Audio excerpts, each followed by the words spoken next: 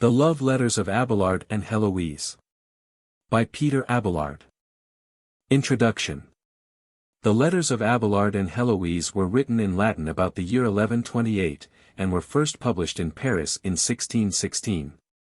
The letters appeared first in England in 1728 in their original Latin, but thereafter translations were numerous, the anonymous one given here being published in 1722. It is rather a paraphrase than a translation, but by its swiftness and sympathy best gives the spirit of the original. The story of these illustrious lovers is told in their correspondence, but the outline of their lives is briefly this: Abelard, professor of logic and canon of Notre Dame, the most celebrated man of his day. Being 37 years of age and having so far lived the life intellectual and scorned the passions, meets Heloise, a beautiful and learned woman of 19, and falls desperately in love as only the late lover can. Reason and religion are thrown to the winds. He would marry her, but she loves with a devotion as mad as his, and marriage would arrest his advancement in the church, so she refuses yet gives him all. Her child is born, and then Abelard insists on a secret marriage, but in her unselfish infatuation she denies she is a wife and glories in the title of mistress. Fulbert, her uncle and guardian, is furious. With hired assistants he breaks into Abelard's chamber and brutally mutilates and shames him. Abelard cannot bear the degradation, he has not the courage to face his students, he has not the control to stay near Heloise, he resolves to turn monk. But, manlike, he first demands that Heloise turn nun, in order that no other may know the attractions he has enjoyed. Heloise willingly consents, she being then 22 and he 40 years of age. 10 years after, in her convent, a letter of Abelard's falls into her hands. She learns he has not found content, she knows she has not. She writes to Abelard betraying all the pent-up passion of those years of restraint. He replies in a letter alternating between religion and regret, not accepting the inevitable, not daring to break free. Other 4 letters pass, each less passionate than the previous, and then the silence falls once more. Abelard died in 1142 at the age of 63, and 20 years later Heloise died and was buried beside him. Subsequently their remains were removed to Père Lachaise, where their tomb can now be seen. And Abelard, the great leader and logician, his treatises are forgotten, his fame as a philosopher is dead, only his love letters live. And Heloise, the beautiful and the learned, who stands second to Sappho, is known merely as an example of the passionate devotion of woman. So they remain to us, the typical lovers. He with man's mania to master, she with woman's one desire to submit. No love letters that have ever been written but have contained phrases common to one another and to be found here. But no love letters that have ever been published have equaled these in the old passionate tale of the struggle to forget, to sink the love of the human in the love of the divine. How do you find this book? Any thoughts about the book or the author? Any suggestion for improvement? Please take a moment to share your thoughts in a comment. If you like it, share it with your friends who might enjoy it as well. Subscribe to keep in touch. Visit CompleteAudiobooks.com for more quality content. Letter 1. Abelard to Philintus. Abelard consoles his friend. The last time we were together, Philintus, you gave me a melancholy account of your misfortunes. I was sensibly touched with the relation, and like a true friend bore a share in your griefs. What did I not say to stop your tears? I laid before you all the reasons philosophy could furnish, which I thought might anyways soften the strokes of fortune. But all these endeavors have proved useless. Grief, I perceive, has wholly seized your spirits, and your prudence, far from assisting, seems to have forsaken you. But my skillful friendship has found out an expedient to relieve you.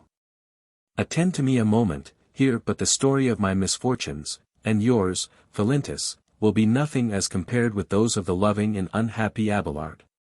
Observe, I beseech you, at what expense I endeavor to serve you. And think this no small mark of my affection, for I am going to present you with the relation of such particulars as it is impossible for me to recollect without piercing my heart with the most sensible affliction. He relates his early life. You know the place where I was born, but not, perhaps, that I was born with those complexional faults which strangers charge upon our nation, an extreme lightness of temper, and great inconstancy. I frankly own it, and shall be as free to acquaint you with those good qualities which were observed in me. I had a natural vivacity and aptness for all the polite arts. My father was a gentleman and a man of good parts. He loved the wars, but differed in his sentiments from many who follow that profession. He thought it no praise to be illiterate, but in the camp he knew how to converse at the same time with the Muses and Bellona. He was the same in the management of his family, and took equal care to form his children to the study of polite learning as to their military exercises. As I was his eldest, and consequently his favorite son, he took more than ordinary care of my education. I had a natural genius for study, and made extraordinary progress in it. Smitten with the love of books, and the praises which on all sides were bestowed upon me, I aspired to no other reputation than that of learning. To my brothers I leave the glory of battles and the pomp of triumphs. Nay, more, I yielded them up my birthright and patrimony. I knew necessity was the great spur to study, and was afraid I should not merit the title of learned if I distinguished myself from others by nothing but a more plentiful fortune. Of all the sciences logic was the most to my taste. Such were the arms I chose to profess.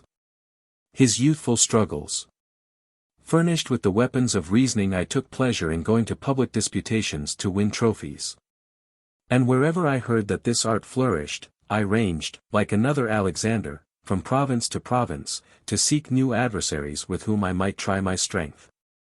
The ambition I had to become formidable in logic led me at last to Paris, the center of politeness, and where the science I was so smitten with had usually been in the greatest perfection.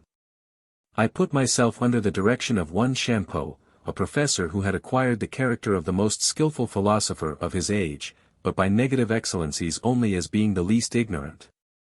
He received me with great demonstrations of kindness, but I was not so happy as to please him long, for I was too knowing in the subjects he discoursed upon, and I often confuted his notions.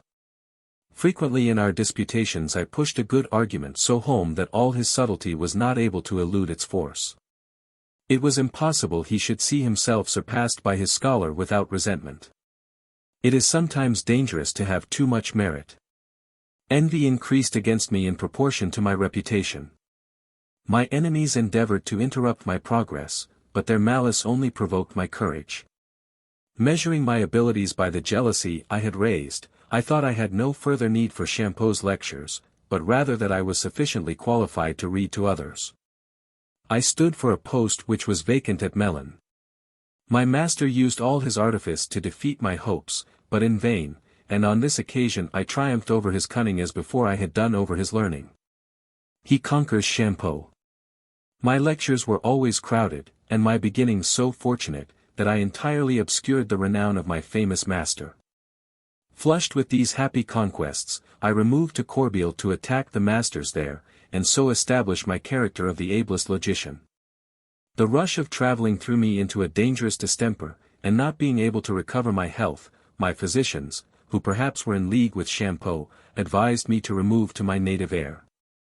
Thus I voluntarily banished myself for some years. I leave you to imagine whether my absence was not regretted by the better sort. At length I recovered my health, when I received news that my greatest adversary had taken the habit of a monk. You may think it was an act of penitence for having persecuted me, quite the contrary, 'twas ambition. He resolved to raise himself to some church dignity, therefore fell into the beaten track and took on him the garb of feigned austerity. For this is the easiest and shortest way to the highest ecclesiastical dignities. His wishes were successful and he obtained a bishopric. Yet did he not quit Paris and the care of his schools, he went to his diocese to gather in his revenues, but returned and passed the rest of his time in reading lectures to those few pupils which followed him. After this I often engaged with him, and may reply to you as Ajax did to the Greeks. If you demand the fortune of that day, when stacked on this right hand your honors lay. If I did not oblige the foe to yield, yet did I never basely quit the field. He studies divinity.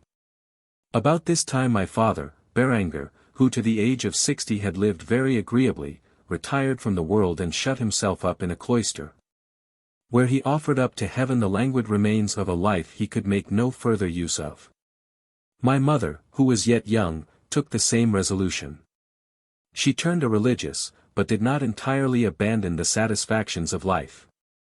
Her friends were continually at the grate, and the monastery, when one has an inclination to make it so, is exceedingly charming and pleasant.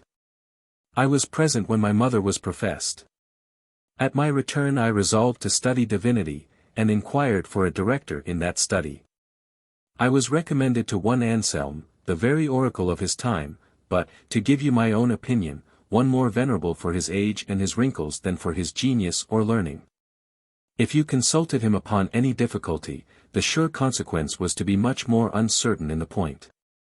They who only saw him admired him, but those who reasoned with him were extremely dissatisfied. He was a great master of words and talked much, but meant nothing. His discourse was a fire, which, instead of enlightening, obscured everything with its smoke, a tree beautified with variety of leaves and branches, but barren of fruit. I came to him with a desire to learn, but found him like the fig tree in the Gospel, or the old oak to which Lucan compares Pompey. I continued not long underneath his shadow. I took for my guides the primitive fathers and boldly launched into the ocean of the Holy Scriptures. In a short time I had made such progress that others chose me for their director. Love conquers him. The number of my scholars was incredible, and the gratuities I received from them were proportionate to the great reputation I had acquired. Now I found myself safe in the harbor, the storms were past, and the rage of my enemies had spent itself without effect. Happy had I known to make a right use of this calm. But when the mind is most easy, 'tis most exposed to love, and even security is here the most dangerous state. And now, my friend, I am going to expose to you all my weaknesses. All men, I believe, are under a necessity of paying tribute at some time or other to love, and it is vain to strive to avoid it. I was a philosopher, yet this tyrant of the mind triumphed over all my wisdom. His darts were of greater force than all my reasonings, and with a sweet constraint he led me wherever he pleased. Heaven, amidst an abundance of blessings with which I was intoxicated, threw in a heavy affliction. I became a most signal example of its vengeance, and the more unhappy because, having deprived me of the means of accomplishing satisfaction, it left me to the fury of my criminal desires. I will tell you, my dear friend, the particulars of my story, and leave you to judge whether I deserved so severe a correction. I had always an aversion for those light women whom 'tis a reproach to pursue. I was ambitious in my choice, and wished to find some obstacles, that I might surmount them with the greater glory and pleasure. There was in Paris a young creature, Philintus, formed in a prodigality of nature to show mankind a finished composition, dear Heloise, the reputed niece of one Fulbert, a canon. He meets Heloise. Her wit and her beauty would have stirred the dullest and most insensible heart, and her education was equally admirable. Heloise was the mistress of the most polite arts. You may easily imagine that this did not a little help to captivate me. I saw her, I loved her, I resolved to make her love me. The thirst of glory cooled immediately in my heart, and all my passions were lost in this new one. I thought of nothing but Heloise, everything brought her image to my mind. I was pensive and restless, and my passion was so violent as to admit of no restraint. I was always vain and presumptive. I flattered myself already with the most bewitching hopes. My reputation had spread itself everywhere, and could a virtuous lady resist a man who had confounded all the learned of the age? I was young, could she show an insensibility to those vows which my heart never formed for any but herself? My person was advantageous enough, and by my dress no one would have suspected me for a doctor. And dress, you know, is not a little engaging with women. Besides, I had wit enough to write a billet doux, and hoped, if ever she permitted my absent self to entertain her, she would read with pleasure those breathings of my heart. Filled with these notions I thought of nothing but the means to speak to her. Lovers either find or make all things easy. By the offices of common friends I gained the acquaintance of Fulbert. And can you believe it, Philintus, he allowed me the privilege of his table, and an apartment in his house? He teaches her philosophy. I paid him, indeed, a considerable sum, for persons of his character do nothing without money. But what would I not have given? You, my friend, know what love is. Imagine then what a pleasure it must have been to a heart so inflamed as mine to be always so near the dear object of desire. I would not have exchanged my happy condition for that of the greatest monarch upon earth. I saw Heloise, I spoke to her each action, each confused look told her the trouble of my soul. And she, on the other side, gave me ground to hope for everything from her generosity. Fulbert desired me to instruct her in philosophy.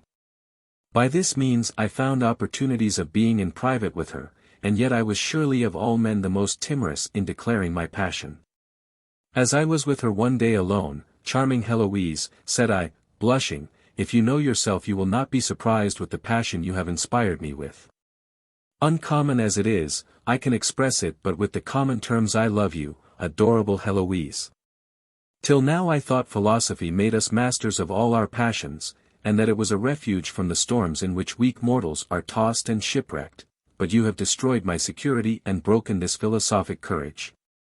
I have despised riches, honor and its pageantries could never wake a weak thought in me, beauty alone has stirred my soul, happy if she who raised this passion kindly receives this declaration, but if it is an offense. No, replied Heloise, she must be very ignorant of your merit who can be offended at your passion.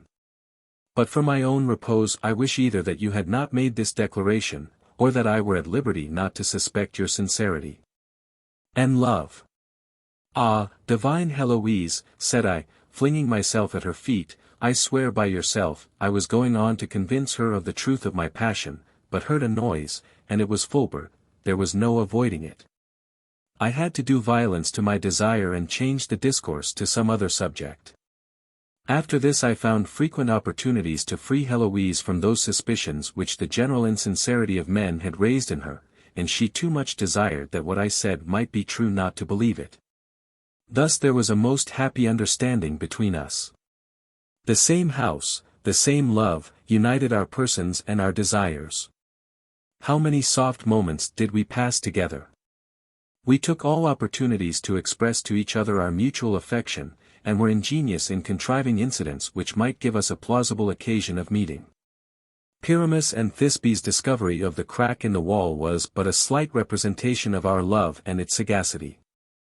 In the dead of night, when Fulbert and his domestics were in a sound sleep, we improved the time proper with the sweets of love. Not contenting ourselves, like those unfortunate lovers, with giving insipid kisses to a wall, we made use of all the moments of our charming interviews. In the place where we met we had no lions to fear, and the study of philosophy served us for a blind. But I was so far from making any advances in the sciences that I lost all my taste for them, and when I was obliged to go from the sight of my dear mistress to my philosophical exercises, it was with the utmost regret and melancholy. Her uncle separates them. Love is incapable of being concealed, a word, a look, nay, silence, speaks it. My scholars discovered it first, they saw I had no longer that vivacity of thought to which all things are easy. I could now do nothing but write verses to soothe my passion. I quitted Aristotle and his dry maxims to practice the precepts of the more ingenious Ovid. No day passed in which I did not compose amorous verses, love was my inspiring Apollo. My songs were spread abroad and gained me frequent applause. Those who were in love as I was took a pride in learning them, and by luckily applying my thoughts and verses they obtained favors which perhaps they would not otherwise have gained. This gave our amours such an éclat that the lives of Heloise and Abelard were the subject of all conversations. The town talk at last reached Fulbert's ears. It was with great difficulty he gave credit to what he heard, for he loved his niece, and was prejudiced in my favor, but upon closer examination he began to be less credulous. He surprised us in one of our more tender conversations. How fatal sometimes are the consequences of curiosity! The anger of Fulbert seemed too moderate on this occasion, and I feared in the end some more heavy revenge. It is impossible to express the grief and regret which filled my soul when I was obliged to leave the canon's house and my dear Heloise. But this separation of our persons the more firmly united our minds. And the desperate condition we were reduced to made us capable of attempting anything. The episode of the maid. My intrigues gave me but little shame, so lovingly did I regard the occasion. Think what the gay young divinities said when Vulcan caught Mars and the goddess of beauty in his net, and imputed all to me. Fulbert surprised me with Heloise, but what man that had a soul in him would not have borne any ignominy on the same conditions? The next day I provided myself with a private lodging near the loved house, being resolved not to abandon my prey. I abode some time without appearing publicly. Ah! How long did those few days seem to me! When we fall from a state of happiness, with what impatience do we bear our misfortunes! It being impossible that I could live without seeing Heloise, I endeavored to engage her servant, whose name was Agaton, in my interest. She was brown, well-shaped, and a person superior to her rank. Her features were regular and her eyes sparkling, fit to raise love in any man whose heart was not prepossessed by another passion. I met her alone and entreated her to have pity on a distressed lover. She answered she would undertake anything to serve me, but there was a reward. At these words I opened my purse and showed the shining metal which puts to sleep guards, forces a way through rocks, and softens the heart of the most obdurate fair. You are mistaken, said she, smiling and shaking her head, you do not know me. Could gold tempt me, a rich abbot takes his nightly station and sings under my window. He offers to send me to his abbey, which, he says, is situated in the most pleasant country in the world. The Maid's Revenge. A courtier offers me a considerable sum and assures me I need have no apprehension, for if our amours have consequences he will marry me to his gentleman and give him a handsome employment. To say nothing of a young officer who patrols about here every night and makes his attacks in all sorts of imaginable forms. It must be love only which could oblige him to follow me, for I have not, like your great ladies, any rings or jewels to tempt him. Yet, during all his siege of love, his feathers and his embroidered coat have not made any breach in my heart. I shall not quickly be brought to capitulate, I am too faithful to my first conqueror. She looked earnestly at me, and I said I did not understand. For a man of sense and gallantry, she replied, you are slow of apprehension. I am in love with you, Abelard, I know you adore Heloise, and I do not blame you, I desire only to enjoy the second place in your affections. I have a tender heart as well as my mistress, you may without difficulty make returns to my passion. Do not perplex yourself with scruples, a prudent man should love several at the same time, then if one should fail he is not left unprovided. You can imagine, Philintus, how much I was surprised at these words, so entirely did I love Heloise that, without reflecting whether Agaton spoke reasonably or not, I immediately left her. When I had gone a little way from her I looked back and saw her biting her nails in a rage of disappointment, this made me fear some fatal consequences. She hastened to Fulbert and told him the offer I had made her, but I suppose concealed the other part of the story. He carries off Heloise. The canon never forgave this affront. I afterwards perceived he was more deeply concerned for his niece than I had at first imagined. Let no lover hereafter follow my example, for a woman rejected is an outrageous creature. Agaton was at her window night and day on purpose to keep me away from her mistress, and so she gave her gallants every opportunity to display their abilities. I was infinitely perplexed what course to take. At last I applied myself to Heloisa's singing master.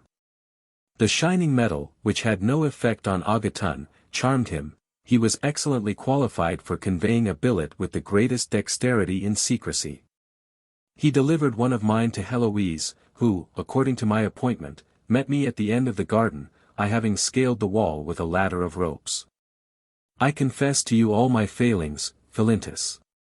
How would my enemies Champeau and Anselm have triumphed had they seen this redoubt philosopher in such a wretched condition? Well, I met my soul's joy, my Heloise. I shall not transcribe our transports, they were not long, for the first news Heloise acquainted me with plunged me into 1,000 distractions. A floating delos was to be sought for, where she might be safely delivered of a burden she began already to feel. Without losing much time in debating, I made her presently quit the canon's house and at break of day depart for Brittany, where she, like another goddess, gave the world another Apollo, which my sister took care of. This carrying off of Heloise was sufficient revenge on Fulbert. It filled him with the deepest concern, and had like to have deprived him of the small share of wits which heaven had allowed him. Heloise disapproves marriage. His sorrow and lamentation gave the censorious an occasion of suspecting him for something more than the uncle of Heloise. In short, I began to pity his misfortune, and to think this robbery which love had made me commit was a sort of treason. I endeavored to appease his anger by a sincere confession of all that was past, and by hearty engagements to marry Heloise secretly. He gave me his consent, and with many protestations and embraces confirmed our reconciliation. But what dependence can be made on the word of an ignorant devotee? He was only plotting a cruel revenge, as you will see by what follows. I took a journey into Brittany in order to bring back my dear Heloise, whom I now considered my wife. When I had acquainted her with what had passed between the canon and me, I found she was of a contrary opinion to me. She urged all that was possible to divert me from marriage, that it was a bond always fatal to a philosopher, that the cries of children and the cares of a family were utterly inconsistent with the tranquility and application which study require. She quoted to me all that was written on the subject by Theophrastus, Cicero, and, above all, insisted on the unfortunate Socrates, who quitted life with joy because by that means he left Xantippe. Will it not be more agreeable to me, said she, to see myself your mistress than your wife? And will not love have more power than marriage to keep our hearts firmly united? Lucilla also. Pleasures tasted sparingly and with difficulty have always a higher relish, whilst everything that is easy and common grows stale and insipid. I was unmoved by all this reasoning, so Heloise prevailed upon my sister to speak to me. Lucilla, for that was her name, therefore took me aside and said, "What do you intend, brother? Is it possible that Abelard should in earnest think of marrying Heloise? She seems, indeed, to deserve a perpetual affection. Beauty, youth and learning, all that can make a person valuable meet in her. You may adore all this if you please, but not to flatter you, what is beauty but a flower which may be blasted by the least fit of sickness? When those features with which you have been so captivated shall be sunk, and those graces lost, you will too late repent that you have entangled yourself in a chain from which death alone can free you. I shall see you reduced to the married man's only hope of survivorship.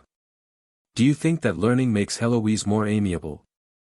I know she is not one of those affected females who are continually oppressing you with fine speeches, criticizing looks, and deciding upon the merit of authors. When such a one is in the rush of her discourse, husband, friends and servants all fly before her. Heloise has not this fault, yet 'tis troublesome not to be at liberty to use the least improper expression before a wife which you hear with pleasure from a mistress. But you say you are sure of the affection of Heloise, I believe it. She has given you no ordinary proofs. But can you be sure marriage will not be the tomb of her love? Fulbert's revenge. The name of husband and master is always harsh, and Heloise will not be the phoenix you now think her. Will she not be a woman? Come, come, the head of a philosopher is less secure than those of other men. My sister grew warm in the argument, and was going on to give me 100 more reasons of this kind, but I angrily interrupted her, telling her only that she did not know Heloise. A few days after we departed together from Brittany and came to Paris, where I completed my project. It was my intent my marriage should be kept secret, and therefore Heloise retired among the nuns of Argenteuil. I now thought Fulbert's anger disarmed, I lived in peace, but alas!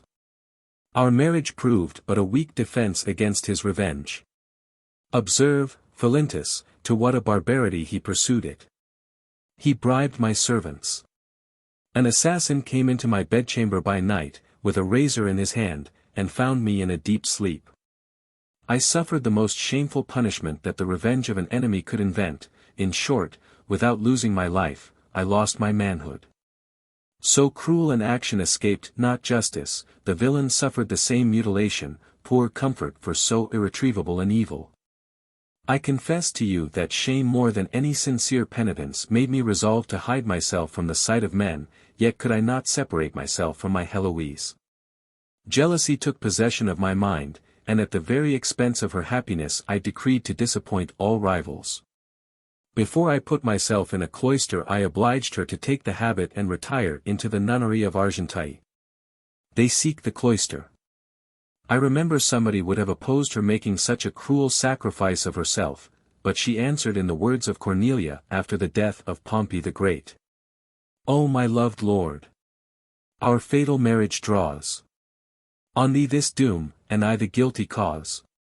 Then whilst thou goest extremes of fate to prove, I'll share that fate and expiate thus my love. Speaking these verses she marched up to the altar and took the veil with a constancy which I could not have expected in a woman who had so high a taste of pleasures which she might still enjoy. I blushed at my own weakness, and without deliberating a moment longer I buried myself in a cloister and resolved to vanquish a useless passion. I now reflected that God had chastised me thus grievously that he might save me from that destruction in which I had like to have been swallowed up. In order to avoid idleness, the unhappy incendiary of those criminal flames which had ruined me in the world, I endeavored in my retirement to put those talents to a good use which I had before so much abused. I gave the novices rules of divinity agreeable to the holy fathers and councils. In the meanwhile the enemies that my new fame had raised up and especially Alberic and Lotolf, who, after the death of their masters Champeau and Anselm, assumed the sovereignty of learning, began to attack me. They loaded me with the falsest imputations, and, notwithstanding all my defense, I had the mortification to see my books condemned by a council and burnt. He builds the Paraclete. This was of the cutting sorrow, and, believe me, Philintus, former calamity I suffered by the cruelty of Fulbert was nothing in comparison to this. The affront I had newly received and the scandalous debaucheries of the monks obliged me to banish myself, and retire near to Nogent. I lived in a desert where I flattered myself I should avoid fame and be secure from the malice of my enemies. I was again deceived. The desire of being taught by me drew crowds of auditors even hither. Many left the towns and their houses, and came and lived in tents. For herbs, coarse fare and hard lodging, they abandoned the delicacies of a plentiful table and an easy life. I looked like the prophet in the wilderness attended by his disciples. My lectures were perfectly clear from all that had been condemned. Happy had it been if our solitude had been inaccessible to envy. With the considerable gratuities I received I built a chapel, and dedicated it to the Holy Ghost by the name of the Paraclete. The rage of my enemies now awakened again and forced me to quit this retreat. This I did without much difficulty, but first the Bishop of Troyes gave me leave to establish there a nunnery, and commit it to the care of my dear Heloise. When I had settled her there, can you believe it, Philintus, I left her without taking leave.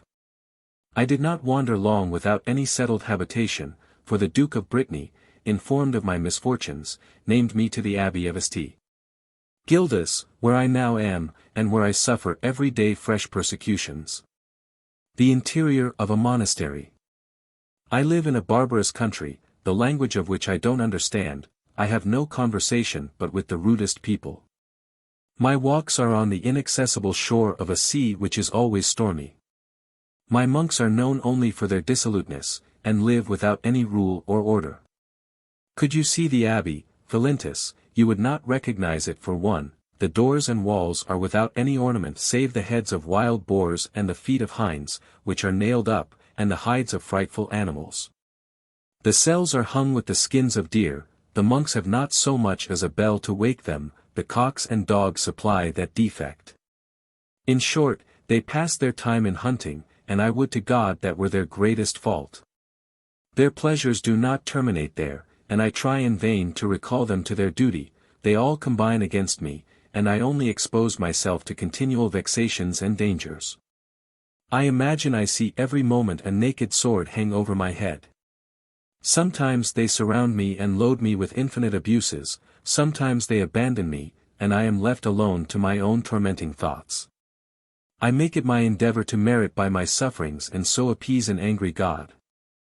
Sometimes I grieve for the loss of the house of the Paraclete and wish to see it again. Ah, Philintus! Does not the love for Heloise yet burn in my heart? I have not yet triumphed over that unhappy passion. In the midst of my retirement I sigh, I weep, I pine, I speak the dear name of Heloise, and delight to hear the sound. I complain of the severity of heaven, but oh! Let us not deceive ourselves, I have not yet made a right use of grace. Love still reigns. I am thoroughly wretched, I have not yet torn from my heart the deep roots which vice has planted in it, for if my conversion were sincere, how could I take pleasure in relating my past faults? Could I not more easily comfort myself in my afflictions, could I not turn to my advantage those words of God himself, if they have persecuted me they will also persecute you, if the world hate you, ye know that it hated me also. Come, Philintus, let us make a strong effort, turn our misfortunes to our advantage, make them meritorious, or at least wipe out our offences, let us receive without murmuring what comes from the hand of God, and let us not oppose our will to his.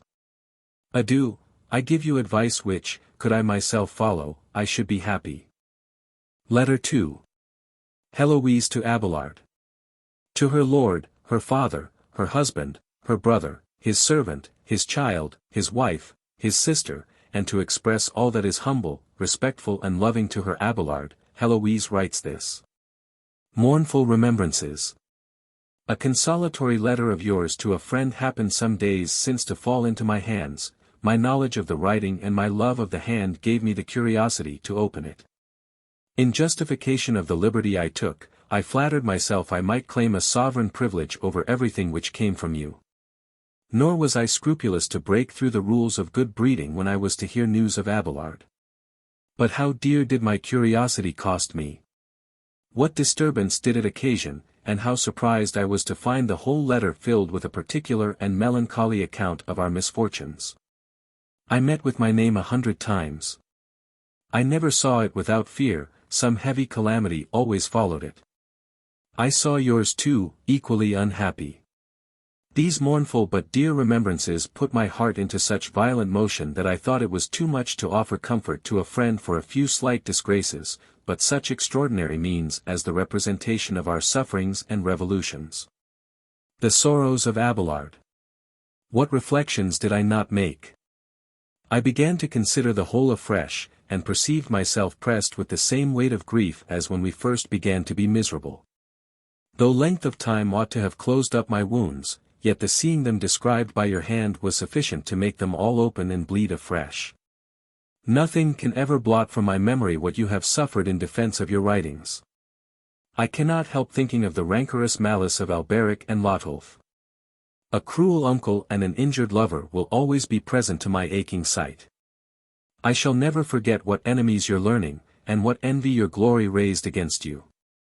I shall never forget your reputation, so justly acquired, torn to pieces and blasted by the inexorable cruelty of pseudo-pretenders to science. Was not your treatise of divinity condemned to be burnt? Were you not threatened with perpetual imprisonment? In vain you urged in your defense that your enemies imposed upon you opinions quite different from your meanings.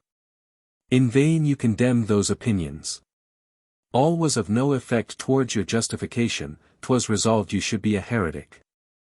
What did not those two false prophets accuse you of who declaimed so severely against you before the Council of Sens? What scandals were vented on occasion of the name of Paraclete given to your chapel? What a storm was raised against you by the treacherous monks when you did them the honor to be called their brother? This history of our numerous misfortunes, related in so true and moving a manner, made my heart bleed within me. Heloise weeps. My tears, which I could not refrain, have blotted half your letter.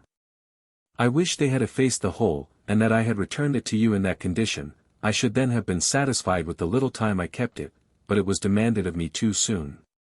I must confess I was much easier in my mind before I read your letter. Surely all the misfortunes of lovers are conveyed to them through the eyes. Upon reading your letter I feel all mine renewed. I reproached myself for having been so long without venting my sorrows, when the rage of our unrelenting enemies still burns with the same fury. Since length of time, which disarms the strongest hatred, seems but to aggravate theirs.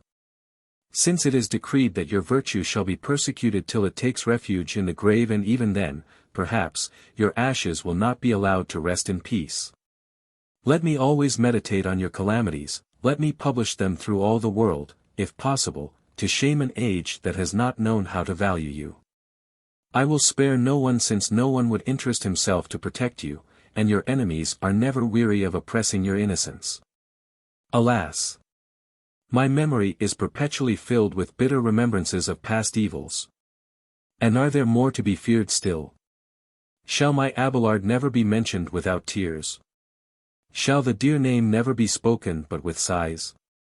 Observe, I beseech you, to what a wretched condition you have reduced me. Sad, afflicted, without any possible comfort unless it proceed from you. Be not then unkind, nor deny me, I beg of you, that little relief which you only can give. She bids Abelard write. Let me have a faithful account of all that concerns you. I would know everything, be it ever so unfortunate. Perhaps by mingling my sighs with yours I may make your sufferings less, for it is said that all sorrows divided are made lighter. Tell me not by way of excuse you will spare me tears. The tears of women shut up in a melancholy place and devoted to penitence are not to be spared. And if you wait for an opportunity to write pleasant and agreeable things to us, you will delay writing too long.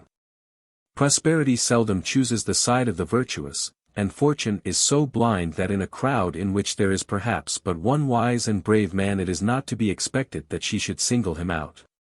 Write to me then immediately, and wait not for miracles, they are too scarce, and we too much accustomed to misfortunes to expect a happy turn. I shall always have this, if you please, and this will always be agreeable to me, that when I receive any letter from you I shall know you still remember me. Seneca, with whose writings you made me acquainted, though he was a Stoic, seemed to be so very sensible to this kind of pleasure, that upon opening any letters from Lucilius he imagined he felt the same delight as when they conversed together. I have made it an observation since our absence, that we are much fonder of the pictures of those we love when they are at a great distance than when they are near us. It seems to me as if the farther they are removed their pictures grow the more finished, and acquire a greater resemblance. Or at least our imagination, which perpetually figures them to us by the desire we have of seeing them again, makes us think so. The power of letters. By a peculiar power love can make that seem life itself which, as soon as the loved object returns, is nothing but a little canvas and flat color. I have your picture in my room. I never pass it without stopping to look at it, and yet when you are present with me I scarce ever cast my eyes on it. If a picture, which is but a mute representation of an object, can give such pleasure, what cannot letters inspire? They have souls, they can speak, they have in them all that force which expresses the transports of the heart, they have all the fire of our passions, they can raise them as much as if the persons themselves were present. They have all the tenderness and the delicacy of speech, and sometimes even a boldness of expression beyond it. We may write to each other, so innocent a pleasure is not denied us. Let us not lose through negligence the only happiness which is left us, and the only one perhaps which the malice of our enemies can never ravish from us. I shall read that you are my husband, and you shall see me sign myself your wife. In spite of all our misfortunes you may be what you please in your letter. Letters were first invented for consoling such solitary wretches as myself. Having lost the substantial pleasures of seeing and possessing you, I shall in some measure compensate this loss by the satisfaction I shall find in your writing. There I shall read your most sacred thoughts. I shall carry them always about with me, I shall kiss them every moment. If you can be capable of any jealousy let it be for the fond caresses I shall bestow upon your letters, and envy only the happiness of those rivals. His duty to her nuns. That writing may be no trouble to you, write always to me carelessly and without study, I had rather read the dictates of the heart than of the brain. I cannot live if you will not tell me that you still love me. But that language ought to be so natural to you, that I believe you cannot speak otherwise to me without violence to yourself. And since by this melancholy relation to your friend you have awakened all my sorrows, 'tis but reasonable you should allay them by some tokens of your unchanging love. I do not however reproach you for the innocent artifice you made use of to comfort a person in affliction by comparing his misfortune to another far greater. Charity is ingenious in finding out such pious plans, and to be commended for using them. But do you owe nothing more to us than to that friend be the friendship between you ever so intimate? We are called your sisters. We call ourselves your children, and if it were possible to think of any expression which could signify a dearer relation, or a more affectionate regard and mutual obligation between us, we should use it. If we could be so ungrateful as not to speak our just acknowledgments to you, this church, these altars, these walls, would reproach our silence and speak for us. But without leaving it to that, it will always be a pleasure to me to say that you only are the founder of this house, 'tis wholly your work. You, by inhabiting here, have given fame and holiness to a place known before only for robberies and murders. Woman needs support. You have in a literal sense made the den of thieves into a house of prayer. These cloisters owe nothing to public charities, our walls were not raised by the usuries of publicans, nor their foundations laid in base extortion. The God whom we serve sees nothing but innocent riches and harmless votaries whom you have placed here. Whatever this young vineyard is owing only to you, and it is your part to employ your whole care to cultivate and improve it. This ought to be one of the principal affairs of your life. Though our holy renunciation, our vows and our manner of life seem to secure us from all temptation, though our walls and gates prohibit all approaches, yet it is the outside only, the bark of the tree, that is protected from injuries. The sap of the original corruption may imperceptibly spread within, even to the heart, and prove fatal to the most promising plantation, unless continual care be taken to cultivate and secure it. Virtue in us is grafted upon nature and the woman. The one is changeable, the other is weak. To plant the Lord's vineyard is a work of no little labor, but after it is planted it will require great application and diligence to dress it. The apostle of the Gentiles, great laborer as he was, says he hath planted, Apollos hath watered, but it is God that gives the increase. Paul had planted the gospel amongst the Corinthians, Apollos, his zealous disciple, continued to cultivate it by frequent exhortations, and the grace of God, which their constant prayers implored for that church, made the work of both be fruitful.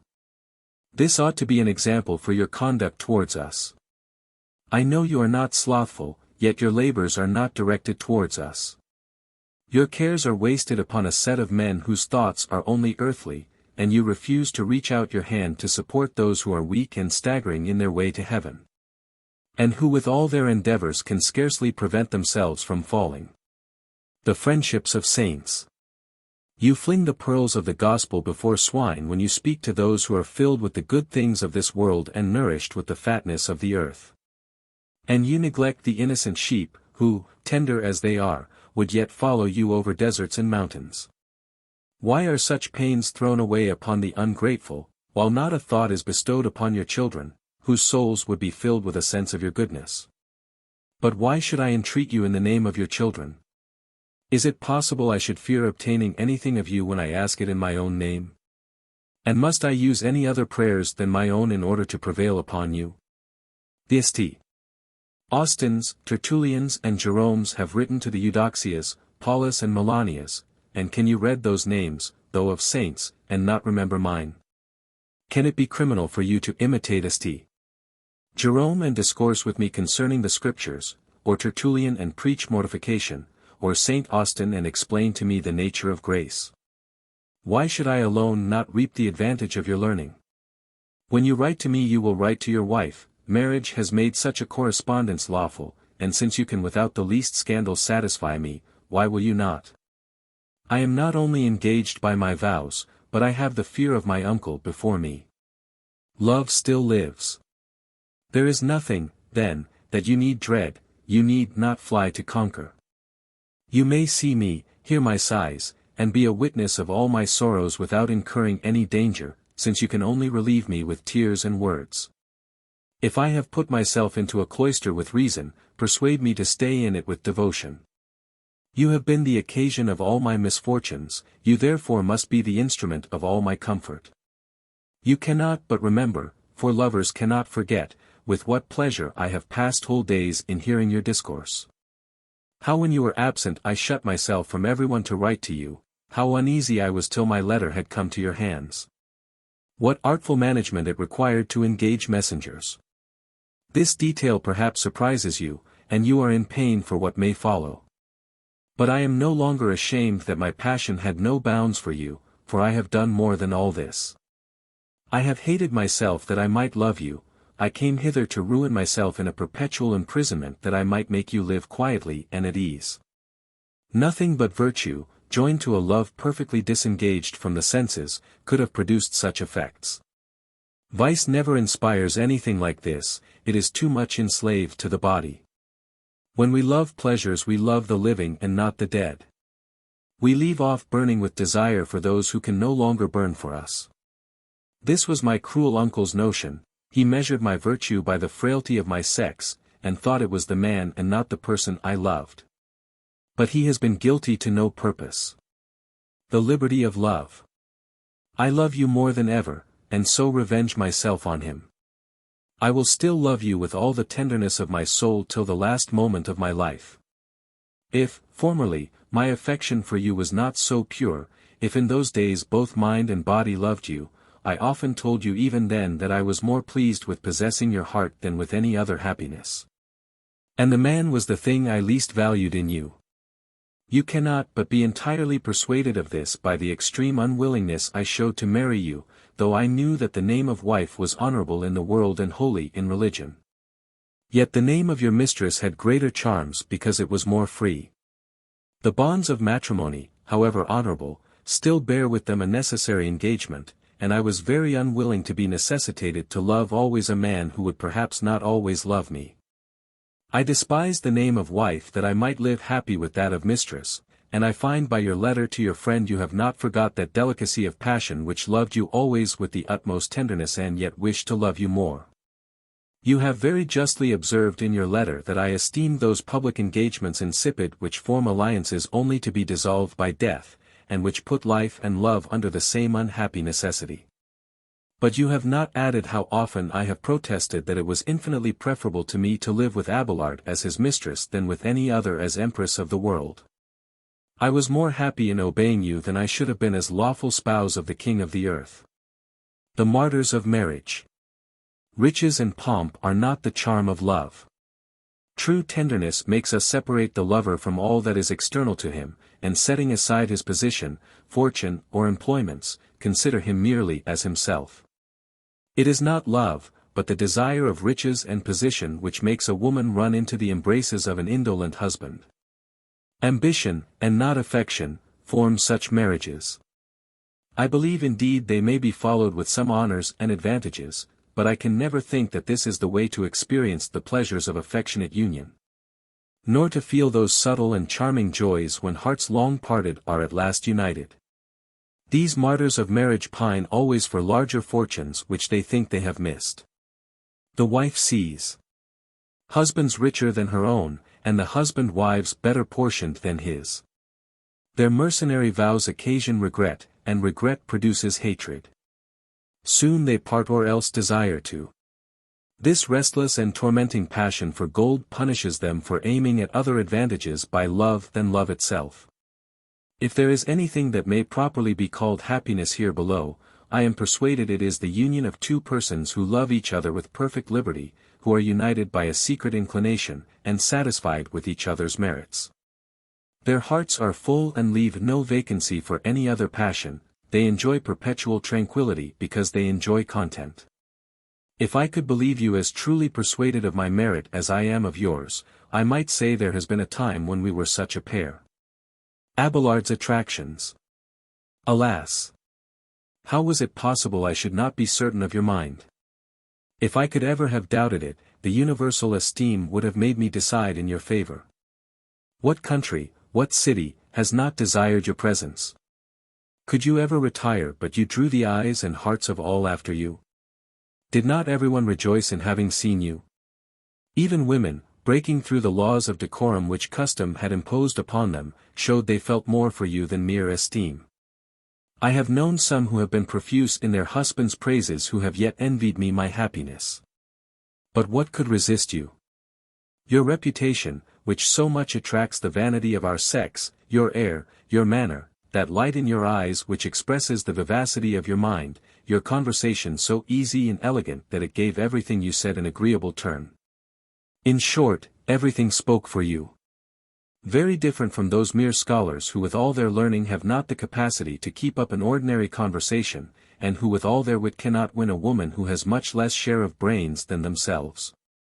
With what ease did you compose verses! And yet those ingenious trifles, which were but a recreation to you, are still the entertainment and delight of persons of the best taste. The smallest song, the least sketch of anything you made for me, had 1,000 beauties capable of making it last as long as there are lovers in the world.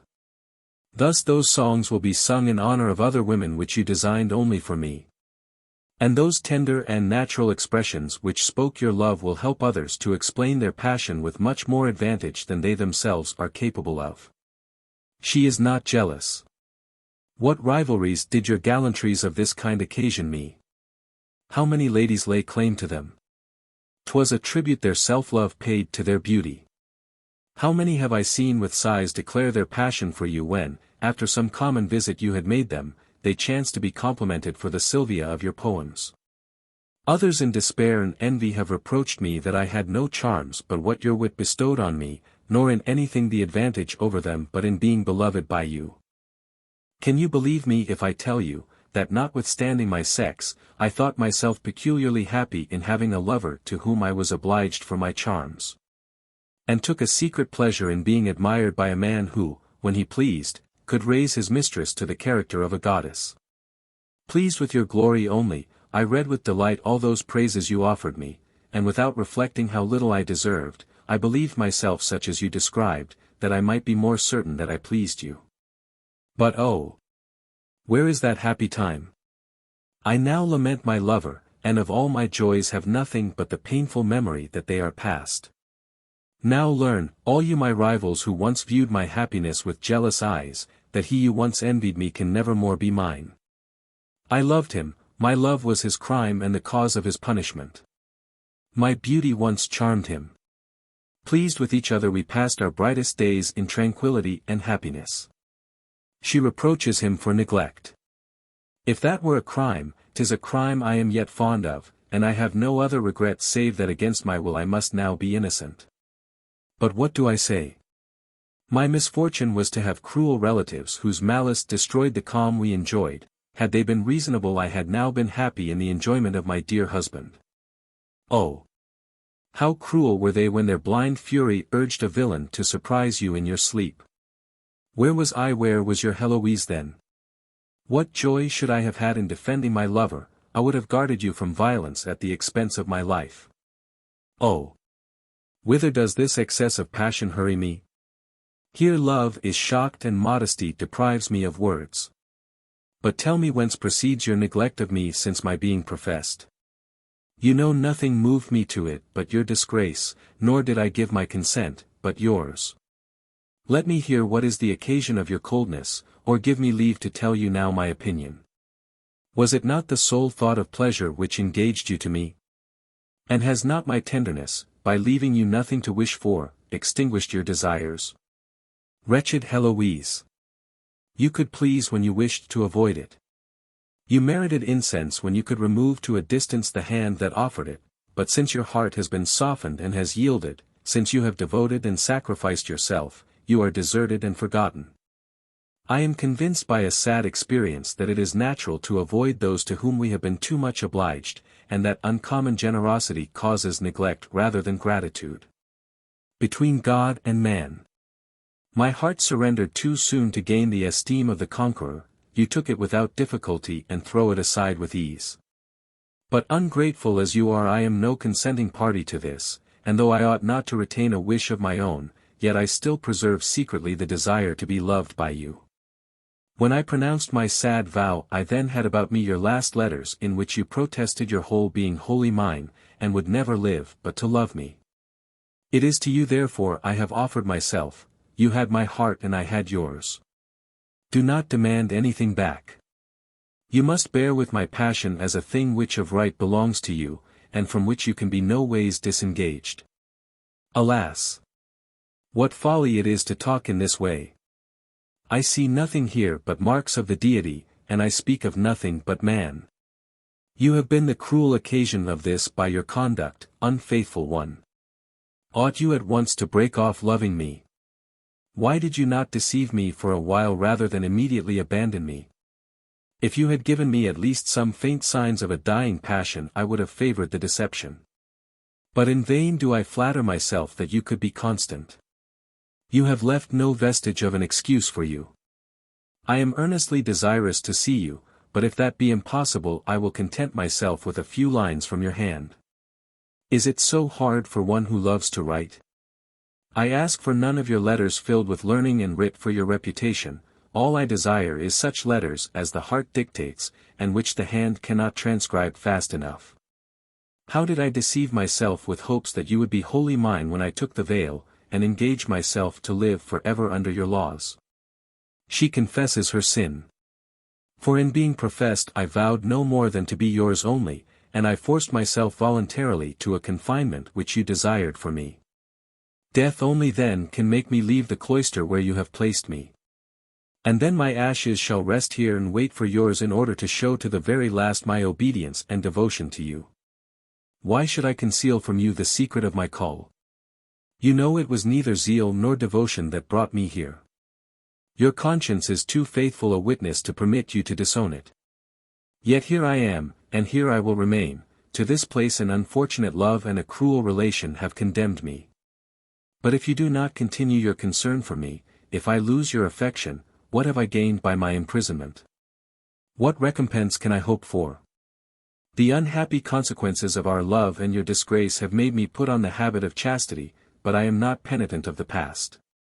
Thus I strive and labor in vain. Among those who are wedded to God I am wedded to a man. Among the heroic supporters of the cross I am the slave of a human desire. At the head of a religious community I am devoted to Abelard alone. What a monster am I! Enlighten me, O Lord, for I know not if my despair or thy grace draws these words from me.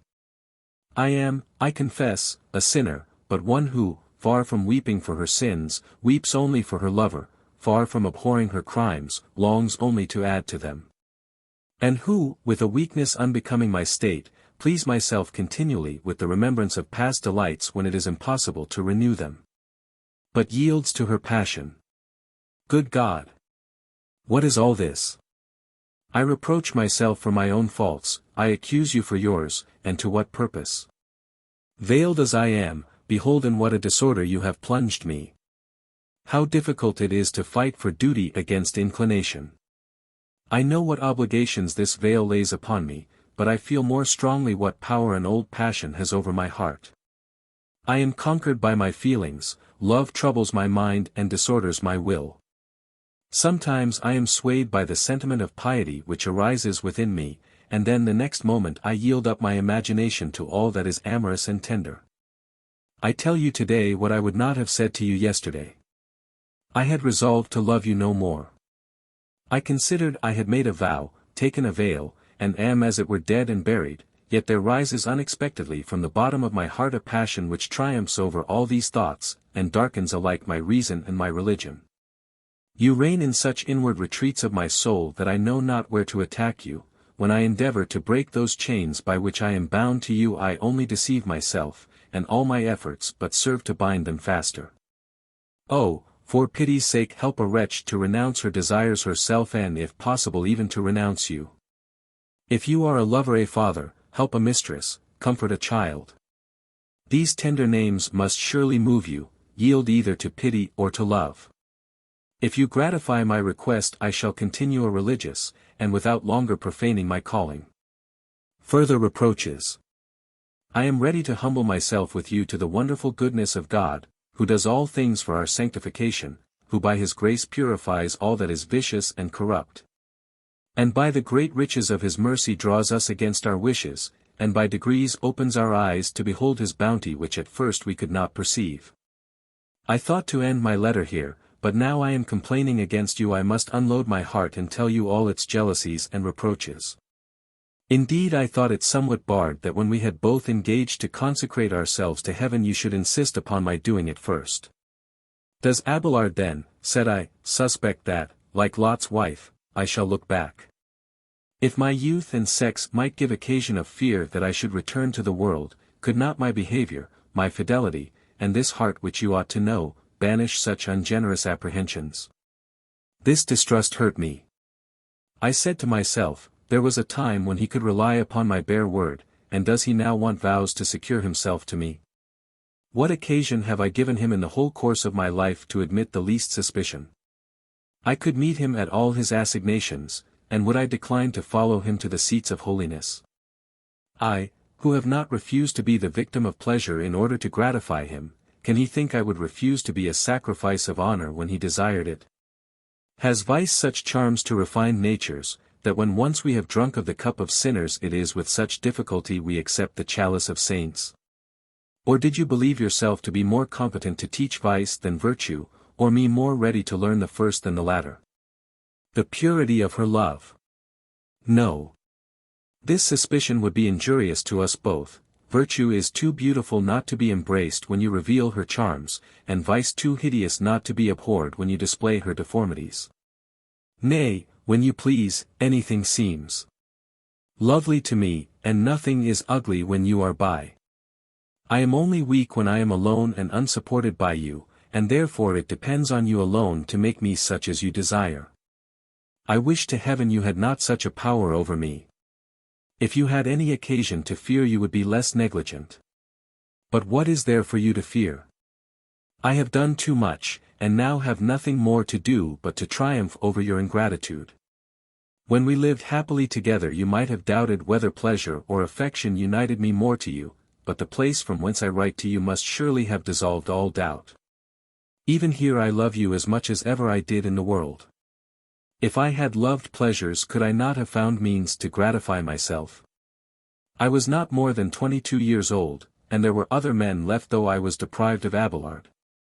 And yet I buried myself alive in a nunnery, and triumphed over life at an age capable of enjoying it to its full latitude. It is to you I sacrifice these remains of a transitory beauty, these widowed nights and tedious days.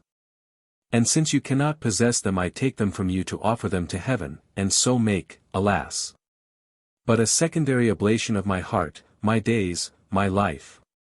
I am sensible I have dwelt too long on this subject. I ought to speak less to you of your misfortunes and of my sufferings. The strength of her love. We tarnish the luster of our most beautiful actions when we applaud them ourselves. This is true, and yet there is a time when we may with decency commend ourselves, when we have to do with those whom base ingratitude has stupefied we cannot too much praise our own actions. Now if you were this sort of creature this would be a home reflection on you. Irresolute as I am I still love you, and yet I must hope for nothing. I have renounced life, and stripped myself of everything, but I find I neither have nor can renounce my Abelard. Though I have lost my lover I still preserve my love. O vows! O convent! I have not lost my humanity under your inexorable discipline. You have not turned me to marble by changing my habit, my heart is not hardened by my imprisonment, I am still sensible to what has touched me, though, alas, I ought not to be. Without offending your commands permit a lover to exhort me to live in obedience to your rigorous rules. Your yoke will be lighter if that hand support me under it, your exercises will be pleasant if he show me their advantage. Retirement and solitude will no longer seem terrible if I may know that I still have a place in his memory. A heart which has loved as mine cannot soon be indifferent. We fluctuate long between love and hatred before we can arrive at tranquility, and we always flatter ourselves with some forlorn hope that we shall not be utterly forgotten. Yes, Abelard, I conjure you by the chains I bear here to ease the weight of them, and make them as agreeable as I would they were to me. The human or the divine? Teach me the maxims of divine love. Since you have forsaken me I would glory in being wedded to heaven. My heart adores that title and disdains any other, tell me how this divine love is nourished, how it works, how it purifies. When we were tossed on the ocean of the world we could hear of nothing but your verses, which published everywhere our joys and pleasures. Now we are in the haven of grace, is it not fit you should discourse to me of this new happiness, and teach me everything that might heighten or improve it? Show me the same complaisance in my present condition as you did when we were in the world. Without changing the ardor of our affections let us change their objects, let us leave our songs and sing hymns, let us lift up our hearts to God and have no transports but for his glory.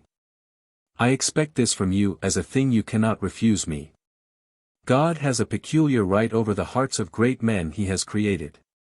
When he pleases to touch them he ravishes them, and lets them not speak nor breathe but for his glory.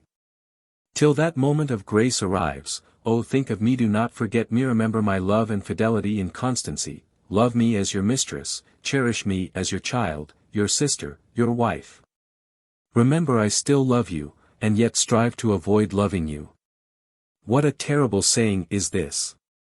I shake with horror, and my heart revolts against what I say. I shall blot all my paper with tears. I end my long letter wishing you, if you desire it, would to heaven I could, forever adieu. Letter 3. Abelard to Heloise. Abelard confesses. Could I have imagined that a letter not written to yourself would fall into your hands, I have been more cautious not to have inserted anything in it which might awaken the memory of our past misfortunes. I described with boldness the series of my disgraces to a friend, in order to make him less sensible to a loss he had sustained. If by this well-meaning device I have disturbed you, I purpose now to dry up those tears which the sad description occasioned you to shed.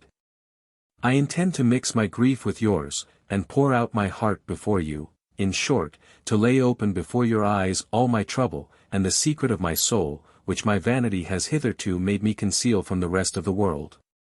And which you now force from me, in spite of my resolutions to the contrary. It is true, that in a sense of the afflictions which have befallen us, and observing that no change of our condition could be expected, that those prosperous days which had seduced us were now past, and there remained nothing but to erase from our minds, by painful endeavors, all marks and remembrances of them. I had wished to find in philosophy and religion a remedy for my disgrace, I searched out an asylum to secure me from love. I was come to the sad experiment of making vows to harden my heart. The greater the silence, the louder speaks love. But what have I gained by this? If my passion has been put under a restraint my thoughts yet run free. I promise myself that I will forget you, and yet cannot think of it without loving you. My love is not at all lessened by those reflections I make in order to free myself. The silence I am surrounded by makes me more sensible to its impressions, and while I am unemployed with any other things, this makes itself the business of my whole vacation. Till after a multitude of useless endeavors I begin to persuade myself that it is a superfluous trouble to strive to free myself, and that it is sufficient wisdom to conceal from all but you how confused and weak I am. I remove to a distance from your person with an intention of avoiding you as an enemy, and yet I incessantly seek for you in my mind, I recall your image in my memory, and in different disquietudes I betray and contradict myself. I hate you. I love you. Shame presses me on all sides. I am at this moment afraid I should seem more indifferent than you fare, and yet I am ashamed to discover my trouble. How weak are we in ourselves if we do not support ourselves on the cross of Christ? Shall we have so little courage, and shall that uncertainty of serving two masters which afflicts your heart affect mine too? You see the confusion I am in, how I blame myself and how I suffer. Religion commands me to pursue virtue since I have nothing to hope for from love. But love still preserves its dominion over my fancies and entertains itself with past pleasures. Memory supplies the place of a mistress. The cloister cannot kill love. Piety and duty are not always the fruits of retirement, even in deserts, when the dew of heaven falls not on us, we love what we ought no longer to love. The passions, stirred up by solitude, fill these regions of death and silence, it is very seldom that what ought to be is truly followed here and that God only is loved and served. Had I known this before I had instructed you better. You call me your master, it is true you were entrusted to my care. I saw you, I was earnest to teach you vain sciences, it cost you your innocence and me my liberty. Your uncle, who was fond of you, became my enemy and revenged himself on me. If now having lost the power of satisfying my passion I had also lost that of loving you, I should have some consolation. My enemies would have given me that tranquillity which Origen purchased with a crime. How miserable am I! I find myself much more guilty in my thoughts of you, even amidst my tears, than in possessing you when I was in full liberty. I continually think of you, I continually call to mind your tenderness. In this condition, O Lord, if I run to prostrate myself before your altar, if I beseech you to pity me, why does not the pure flame of the Spirit consume the sacrifice that is offered? Cannot this habit of penitence which I wear interest heaven to treat me more favorably? But heaven is still inexorable because my passion still lives in me, the fire is only covered over with deceitful ashes, and cannot be extinguished but by extraordinary grace. We deceive men, but nothing is hid from God. Her image ever before him. You tell me that it is for me you live under that veil which covers you, why do you profane your vocation with such words? Why provoke a jealous God with a blasphemy? I hoped after our separation you would have changed your sentiments, I hoped too that God would have delivered me from the tumult of my senses. We commonly die to the affections of those we see no more, and they to ours, absence is the tomb of love. But to me absence is an unquiet remembrance of what I once loved which continually torments me. I flattered myself that when I should see you no more you would rest in my memory without troubling my mind. That Brittany and the sea would suggest other thoughts, that my fasts and studies would by degrees delete you from my heart. But in spite of severe fasts and redoubled studies, in spite of the distance of 300 miles which separates us, your image, as you describe yourself in your veil, appears to me and confounds all my resolutions. What means have I not used? I have armed my hands against myself, I have exhausted my strength in constant exercises, I comment upon St. Paul, I contend with Aristotle, in short, I do all I used to do before I loved you, but all in vain. Nothing can be successful that opposes you. Oh! Do not add to my miseries by your constancy, forget, if you can, your favors and that right which they claim over me, allow me to be indifferent. I envy their happiness who have never loved. How quiet and easy are they! But the tide of pleasure has always a reflux of bitterness, I am but too much convinced now of this, but though I am no longer deceived by love, I am not cured. He struggles for forgetfulness. While my reason condemns it my heart declares for it. I am deplorable that I have not the ability to free myself from a passion which so many circumstances, this place, my person and my disgraces tend to destroy. I yield without considering that a resistance would wipe out my past offenses, and procure me in their stead both merit and repose. Why use your eloquence to reproach me for my flight and for my silence? Spare the recital of our assignations and your constant exactness to them, without calling up such disturbing thoughts I have enough to suffer. What great advantages would philosophy give us over other men, if by studying it we could learn to govern our passions? What efforts, what relapses, what agitations do we undergo? And how long are we lost in this confusion, unable to exert our reason, to possess our souls, or to rule our affections? What a troublesome employment is love! And how valuable is virtue even upon consideration of our own ease! Recollect your extravagancies of passion, guess at my distractions, number up our cares, our griefs, throw these things out of the account and let love have all the remaining tenderness and pleasure. How little is that! And yet for such shadows of enjoyments which at first appeared to us are we so weak our whole lives that we cannot now help writing to each other, covered as we are with sackcloth and ashes. How much happier should we be if by our humiliation and tears we could make our repentance sure. The love of pleasure is not eradicated out of the soul save by extraordinary efforts. It has so powerful an advocate in our breasts that we find it difficult to condemn it ourselves. And asks her help. What abhorrence can I be said to have of my sins if the objects of them are always amiable to me? How can I separate from the person I love the passion I should detest? Will the tears I shed be sufficient to render it odious to me? I know not how it happens, there is always a pleasure in weeping for a beloved object. It is difficult in our sorrow to distinguish penitence from love. The memory of the crime and the memory of the object which has charmed us are too nearly related to be immediately separated. And the love of God in its beginning does not wholly annihilate the love of the creature. But what excuses could I not find in you if the crime were excusable? Unprofitable honor, troublesome riches, could never tempt me, but those charms, that beauty, that air, which I, yet behold at this instant, have occasioned my fall. Your looks were the beginning of my guilt. Your eyes, your discourse, pierced my heart, and in spite of that ambition and glory which tried to make a defense, love was soon the master. God, in order to punish me, forsook me. You are no longer of the world. You have renounced it. I am a religious devoted to solitude. Shall we not take advantage of our condition? Would you destroy my piety in its infant state? Would you have me forsake the abbey into which I am but newly entered? Must I renounce my vows? I have made them in the presence of God. Whither shall I fly from his wrath should I violate them? Suffer me to seek ease in my duty, though difficult it is to procure it. He is ashamed. I pass whole days and nights alone in this cloister without closing my eyes. My love burns fiercer amidst the happy indifference of those who surround me, and my heart is alike pierced with your sorrows and my own.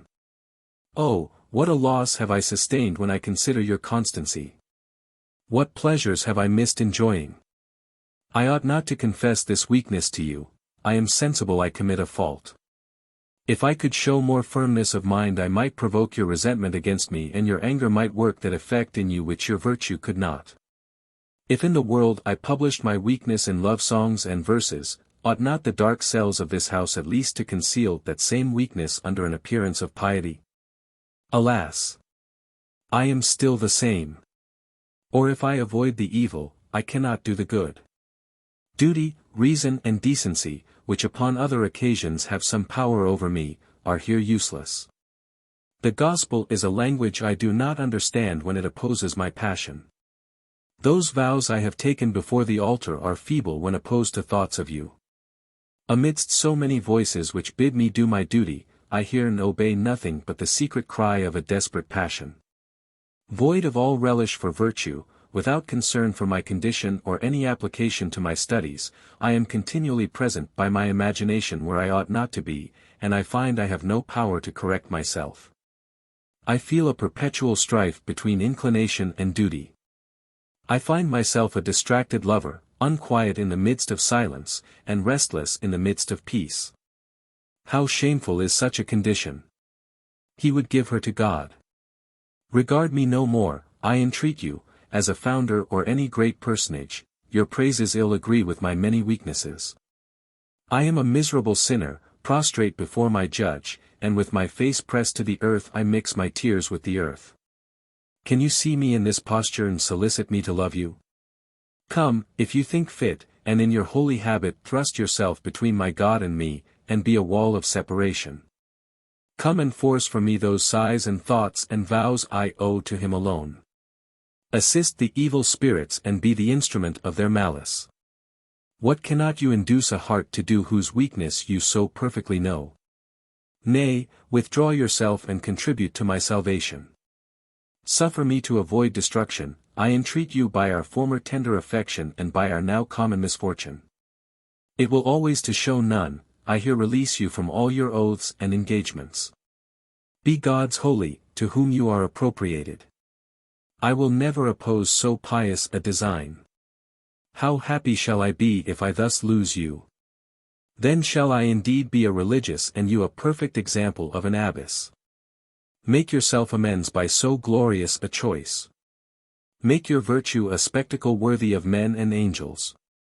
Be humble among your children, assiduous in your choir, exact in your discipline, diligent in your reading, make even your recreations useful. Have you purchased your vocation at so light a rate that you should not turn it to the best advantage? Since you have permitted yourself to be abused by false doctrine and criminal instruction, resist not those good counsels which grace and religion inspire me with. The chalice of saints. I will confess to you I have thought myself hitherto an abler master to instill vice than to teach virtue. My false eloquence has only set off false good. My heart, drunk with voluptuousness, could only suggest terms proper and moving to recommend that. The cup of sinners overflows with so enchanting a sweetness, and we are naturally so much inclined to taste it, that it needs only to be offered to us. On the other hand, the chalice of saints is filled with a bitter draught and nature starts from it. And yet you reproach me with cowardice for giving it to you first.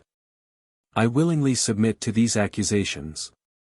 I cannot enough admire the readiness you showed to accept the religious habit, bear therefore with courage the cross you so resolutely took up. Drink of the chalice of saints, even to the bottom, without turning your eyes with uncertainty upon me. Let me remove far from you and obey the apostle who hath said, Fly. You entreat me to return under a pretense of devotion. Your earnestness in this point creates a suspicion in me and makes me doubtful how to answer you. Should I commit an error here my words would blush, if I may say so, after the history of our misfortunes. The Church is jealous of its honor, and commands that her children should be induced to the practice of virtue by virtuous means. When we approach God in a blameless manner, then we may with boldness invite others to him. But to forget Heloise, to see her no more, is what heaven demands of Abelard. And to expect nothing from Abelard, to I forget him even as an idea, is what heaven enjoins on Heloise. His former jealousy. To forget, in the case of love, is the most necessary penance, and the most difficult. It is easy to recount our faults. How many, through indiscretion, have made themselves a second pleasure of this instead of confessing them with humility? The only way to return to God is by neglecting the creature we have adored, and adoring the God whom we have neglected. This may appear harsh, but it must be done if we would be saved. To make it more easy, consider why I pressed you to your vow before I took mine. And pardon my sincerity and the design I have of meriting your neglect and hatred if I conceal nothing from you. When I saw myself oppressed by my misfortune I was furiously jealous, and regarded all men as my rivals. Love has more of distrust than assurance. I was apprehensive of many things because of my many defects, and being tormented with fear because of my own example I imagined your heart so accustomed to love that it could not be long without entering on a new engagement. Jealousy can easily believe the most terrible things. I was desirous to make it impossible for me to doubt you. I was very urgent to persuade you that propriety demanded your withdrawal from the eyes of the world. That modesty and our friendship required it, and that your own safety obliged it. After such a revenge taken on me you could expect to be secure nowhere but in a convent. I will do you justice, you were very easily persuaded. My jealousy secretly rejoiced in your innocent compliance, and yet, triumphant as I was, I yielded you up to God with an unwilling heart. His selfish doubt. I still kept my gift as much as was possible, and only parted with it in order to keep it out of the power of other men. I did not persuade you to religion out of any regard to your happiness, but condemned you to it like an enemy who destroys what he cannot carry off. And yet you heard my discourses with kindness, you sometimes interrupted me with tears, and pressed me to acquaint you with those convents I held in the highest esteem. What a comfort I felt in seeing you shut up. I was now at ease and took a satisfaction in considering that you continued no longer in the world after my disgrace, and that you would return to it no more. But still I was doubtful. I imagined women were incapable of steadfast resolutions unless they were forced by the necessity of vows. I wanted those vows, and heaven itself for your security, that I might no longer distrust you. Ye holy mansions and impenetrable retreats! From what innumerable apprehensions have ye freed me? Religion and piety keep a strict guard round your grates and walls. What a haven of rest this is to a jealous mind! And with what impatience did I endeavor after it! I went every day trembling to exhort you to this sacrifice. I admired, without daring to mention it then, a brightness in your beauty which I had never observed before. Whether it was the bloom of a rising virtue, or an anticipation of the great loss I was to suffer, I was not curious in examining the cause, but only hastened your being professed. I engaged your prioress in my guilt by a criminal bribe with which I purchased the right of burying you. Her sacrifice. The professed of the house were alike bribed and concealed from you, at my directions, all their scruples and disgusts. I omitted nothing, either little or great, and if you had escaped my snares I myself would not have retired, I was resolved to follow you everywhere. The shadow of myself would always have pursued your steps and continually have occasioned either your confusion or your fear, which would have been a sensible gratification to me. But, thanks to heaven, you resolved to take the vows. I accompanied you to the foot of the altar, and while you stretched out your hand to touch the sacred cloth I heard you distinctly pronounce those fatal words that forever separated you from man. Till then I thought your youth and beauty would foil my design and force your return to the world. Might not a small temptation have changed you? Is it possible to renounce oneself entirely at the age of 22? At an age which claims the utmost liberty could you think the world no longer worth your regard? How much did I wrong you, and what weakness did I impute to you? You were in my imagination both light and inconstant. Would not a woman at the noise of the flames and the fall of Sodom involuntarily look back in pity on some person? I watched your eyes, your every movement, your air, I trembled at everything. You may call such self-interested conduct treachery, perfidy, murder. A love so like to hatred should provoke the utmost contempt and anger. It is fit you should know that the very moment when I was convinced of your being entirely devoted to me, when I saw you were infinitely worthy of all my love, I imagined I could love you no more. His double guilt. I thought it time to leave off giving you marks of my affection, and I considered that by your holy espousals you were now the peculiar care of heaven, and no longer a charge on me as my wife. My jealousy seemed to be extinguished. When God only is our rival we have nothing to fear, and being in greater tranquility than ever before I even dared to pray to him to take you away from my eyes. But it was not a time to make rash prayers, and my faith did not warrant them being heard. Necessity and despair were at the root of my proceedings, and thus I offered an insult to heaven rather than a sacrifice. God rejected my offering and my prayer, and continued my punishment by suffering me to continue my love. Thus I bear alike the guilt of your vows and of the passion that preceded them, and must be tormented all the days of my life. If God spoke to your heart as to that of a religious whose innocence had first asked him for favors, I should have matter of comfort. But to see both of us the victims of a guilty love, to see this love insult us in our very habits and spoil our devotions, fills me with horror and trembling. Is this a state of reprobation? Or are these the consequences of a long drunkenness in profane love? We cannot say love is a poison and a drunkenness till we are illuminated by grace, in the meantime it is an evil we dote on. When we are under such a mistake, the knowledge of our misery is the first step towards amendment. The assistance of God. Who does not know that, 'tis for the glory of God to find no other reason in man for his mercy than man's very weakness? When he has shown us this weakness and we have bewailed it, he is ready to put forth his omnipotence and assist us. Let us say for our comfort that what we suffer is one of those terrible temptations which have sometimes disturbed the vocations of the most holy. God can grant his presence to men in order to soften their calamities whenever he shall think fit. It was his pleasure when you took the veil to draw you to him by his grace. I saw your eyes, when you spoke your last farewell, fixed upon the cross. It was more than 6 months before you wrote me a letter, nor during all that time did I receive a message from you. I admired this silence, which I durst not blame, but could not imitate. I wrote to you, and you returned me no answer. Your heart was then shut, but this garden of the spouse is now opened, he is withdrawn from it and has left you alone. By removing from you he has made trial of you. Call him back and strive to regain him. We must have the assistance of God, that we may break our chains, we are too deeply in love to free ourselves. Our follies have penetrated into the sacred places. Our amours have been a scandal to the whole kingdom.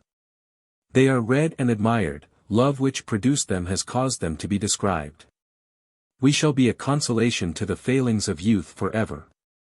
Those who offend after us will think themselves less guilty. We are criminals whose repentance is late, oh, let it be sincere. He bids her strive. Let us repair as far as is possible the evils we have done, and let France, which has been the witness of our crimes, be amazed at our repentance. Let us confound all who would imitate our guilt.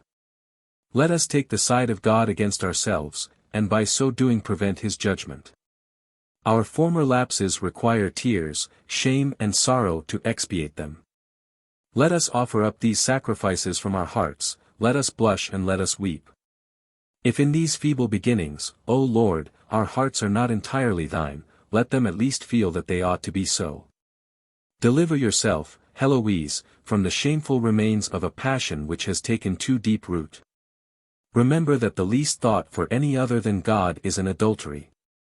If you could see me here with my meagre face and melancholy air, surrounded with numbers of persecuting monks, who are alarmed at my reputation for learning and offended at my lean visage, as if I threatened them with a reformation. What would you say of my base size and of those unprofitable tears which deceive these credulous men? Alas! I am humbled under love, and not under the cross. Pity me and free yourself. If your vocation be, as you say, my work, deprive me not of the merit of it by your continual inquietudes. Tell me you will be true to the habit which covers you by an inward retirement. Fear God, that you may be delivered from your frailties, love him that you may advance in virtue. Be not restless in the cloister, for it is the peace of saints. Embrace your bands, they are the chains of Christ Jesus, he will lighten them and bear them with you, if you will but accept them with humility. And reach repentance. Without growing severe to a passion that still possesses you, learn from your own misery to succor your weak sisters, pity them upon consideration of your own faults. And if any thoughts too natural should importune you, fly to the foot of the cross and there beg for mercy. There are wounds open for healing, lament them before the dying deity. At the head of a religious society be not a slave, and having rule over queens, begin to govern yourself. Blush at the least revolt of your senses. Remember that even at the foot of the altar we often sacrifice to lying spirits, and that no incense can be more agreeable to them than the earthly passion that still burns in the heart of a religious. If during your abode in the world your soul has acquired a habit of loving, feel it now no more save for Jesus Christ. Repent of all the moments of your life which you have wasted in the world and on pleasure. Demand them of me, 'tis a robbery of which I am guilty, take courage and boldly reproach me with it. I have been indeed your master, but it was only to teach sin. You call me your father. Before I had any claim to the title, I deserved that of parricide. I am your brother, but it is the affinity of sin that brings me that distinction. I am called your husband, but it is after a public scandal. If you have abused the sanctity of so many holy terms in the superscription of your letter to do me honor and flatter your own passion, blot them out and replace them with those of murderer, villain and enemy, who has conspired against your honor, troubled your quiet, and betrayed your innocence. God saves by suffering. You would have perished through my means but for an extraordinary act of grace which, that you might be saved, has thrown me down in the middle of my course. This is the thought you ought to have of a fugitive who desires to deprive you of the hope of ever seeing him again. But when love has once been sincere, how difficult it is to determine to love no more. 'Tis 1,000 times more easy to renounce the world than love. I hate this deceitful, faithless world, I think no more of it. But my wandering heart still eternally seeks you, and is filled with anguish at having lost you, in spite of all the powers of my reason. In the meantime, though I should be so cowardly as to retract what you have read, do not suffer me to offer myself to your thoughts save in this last fashion. Remember my last worldly endeavors were to seduce your heart. You perished by my means and I with you, the same waves swallowed us up. We waited for death with indifference, and the same death had carried us headlong to the same punishments. But Providence warded off the blow, and our shipwreck has thrown us into a haven. There are some whom God saves by suffering. Let my salvation be the fruit of your prayers, let me owe it to your tears and your exemplary holiness. Though my heart, Lord, be filled with the love of thy creature, thy hand can, when it pleases, empty me of all love save for thee. To love Heloise truly is to leave her to that quiet which retirement and virtue afford. I have resolved it, this letter shall be my last fault. Adieu. If I die here I will give orders that my body be carried to the house of the Paraclete. In death not divided. You shall see me in that condition, to demand tears from you, for it will be too late, weep rather for me now and extinguish the fire which burns me. You shall see me in order that your piety may be strengthened by horror of this carcass, and my death be eloquent to tell you what you brave when you love a man. I hope you will be willing, when you have finished this mortal life, to be buried near me. Your cold ashes need then fear nothing, and my tomb shall be the more rich and renowned. Letter 4. Heloise to Abelard. To Abelard her well-beloved in Christ Jesus, from Heloise his well-beloved in the same Christ Jesus. Ingenious torments. I read the letter I received from you with great impatience. In spite of all my misfortunes I hope to find nothing in it besides arguments of comfort. But how ingenious are lovers in tormenting themselves! Judge of the exquisite sensibility and force of my love by that which causes the grief of my soul. I was disturbed at the superscription of your letter. Why did you place the name of Heloise before that of Abelard? What means this cruel and unjust distinction?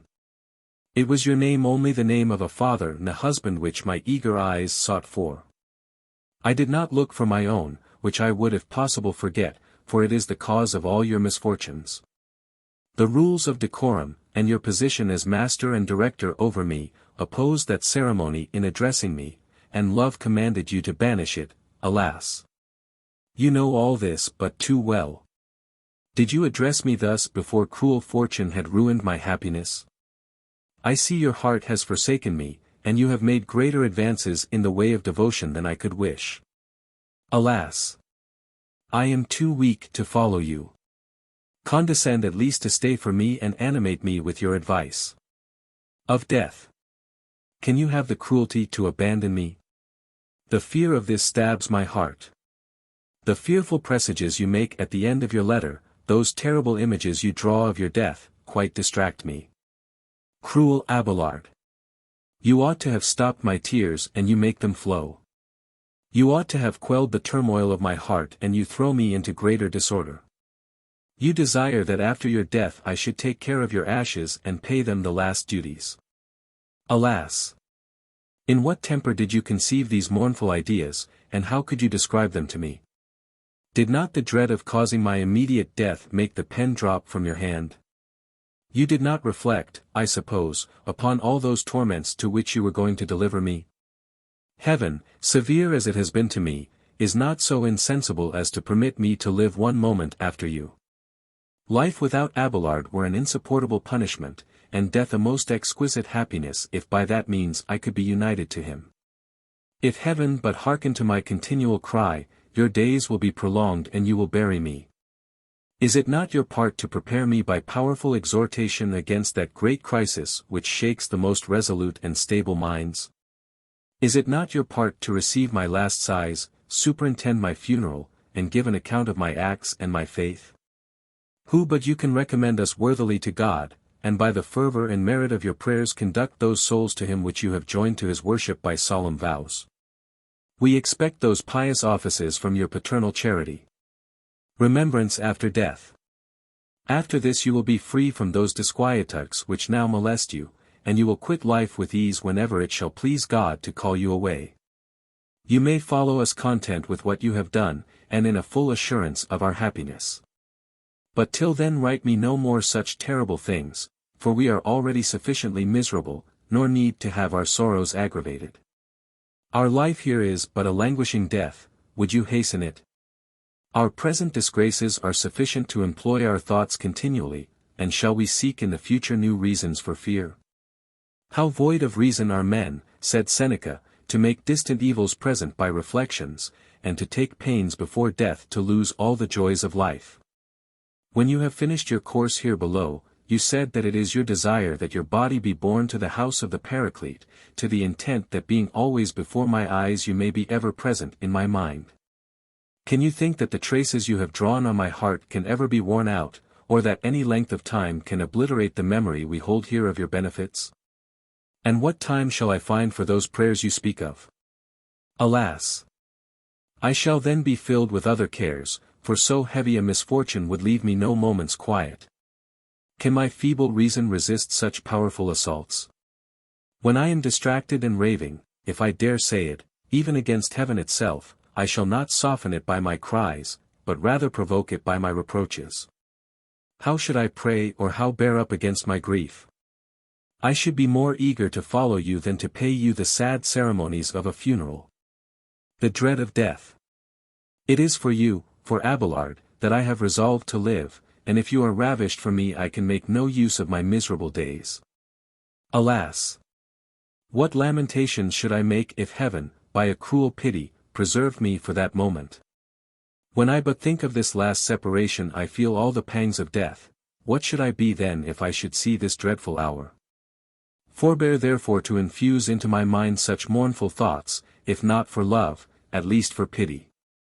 You desire me to give myself up to my duty, and to be holy God's, to whom I am consecrated. How can I do that, when you frighten me with apprehensions that continually possess my mind both night and day? When an evil threatens us, and it is impossible to ward it off, why do we give up ourselves to the unprofitable fear of it, which is yet even more tormenting than the evil itself? What have I hoped for after the loss of you? What can confine me to earth when death shall have taken away from me all that was dear on it? I have renounced without difficulty all the charms of life, preserving only my love, and the secret pleasure of thinking incessantly of you, and hearing that you live. And yet, alas! You do not live for me, and dare not flatter myself even with the hope that I shall ever see you again. This is the greatest of my afflictions. Merciless fortune! Hadst thou not persecuted me enough? Thou dost not give me any respite. Thou hast exhausted all thy vengeance upon me, and reserved thyself nothing whereby thou mayst appear terrible to others. No rise without a fall. Thou hast wearied thyself in tormenting me, and others have nothing to fear from thy anger. But what use to longer arm thyself against me? The wounds I have already received leave no room for others, unless thou desirest to kill me. Or dost thou fear amidst the numerous torments heaped on me, dost thou fear that such a final stroke would deliver me from all other ills? Therefore thou preservest me from death in order to make me die daily. Dear Abelard, pity my despair. Was ever any being so miserable? The higher you raised me above other women, who envied me your love, the more sensible am I now of the loss of your heart. I was exalted to the top of happiness only that I might have the more terrible fall. Nothing could be compared to my pleasures, and now nothing can equal my misery. My joys once raised the envy of my rivals, my present wretchedness calls forth the compassion of all that see me. My fortune has been always in extremes. She has loaded me with the greatest favors and then heaped me with the greatest afflictions. Ingenious in tormenting me, she has made the memory of the joys I have lost an inexhaustible spring of tears. Love, which being pauciest was her most delightful gift, on being taken away is an untold sorrow. In short, her malice has entirely succeeded, and I find my present afflictions proportionately bitter as the transports which charmed me were sweet. But what aggravates my sufferings yet more is, that we began to be miserable at a time when we seemed the least to deserve it. Man and woman. While we gave ourselves up to the enjoyment of a guilty love nothing opposed our pleasures. But scarcely had we retrenched our passion and taken refuge in matrimony, than the wrath of heaven fell on us with all its weight. And how barbarous was your punishment! Ah! What right had a cruel uncle over us? We were joined to each other even before the altar, and this should have protected us from the rage of our enemies. Besides, we were separated. You were busy with your lectures and instructed a learned audience in mysteries which the greatest geniuses before you could not penetrate, and I, in obedience to you, retired to a cloister. I there spent whole days in thinking of you, and sometimes meditating on holy lessons to which I endeavored to apply myself. At this very juncture punishment fell upon us, and you who were least guilty became the object of the whole vengeance of a barbarous man. But why should I rave at Fulbert? I, wretched I, have ruined you, and have been the cause of all your misfortunes. How dangerous it is for a great man to suffer himself to be moved by our sex. He ought from his infancy to be inured to insensibility of heart against all our charms. Hearken, my son, said formerly the wisest of men, attend and keep my instructions. If a beautiful woman by her looks endeavor to entice thee, permit not thyself to be overcome by a corrupt inclination. Reject the poison she offers, and follow not the paths she directs. Her house is the gate of destruction and death. I have long examined things, and have found that death is less dangerous than beauty. Men ruined by women. It is the shipwreck of liberty, a fatal snare, from which it is impossible ever to get free. It was a woman who threw down the first man from the glorious position in which heaven had placed him. She, who was created to partake of his happiness, was the sole cause of his ruin. How bright had been the glory of Samson if his heart had been proof against the charms of Delilah, as against the weapons of the Philistines.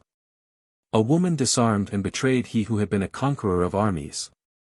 He saw himself delivered into the hands of his enemies, he was deprived of his eyes, those inlets of love into the soul.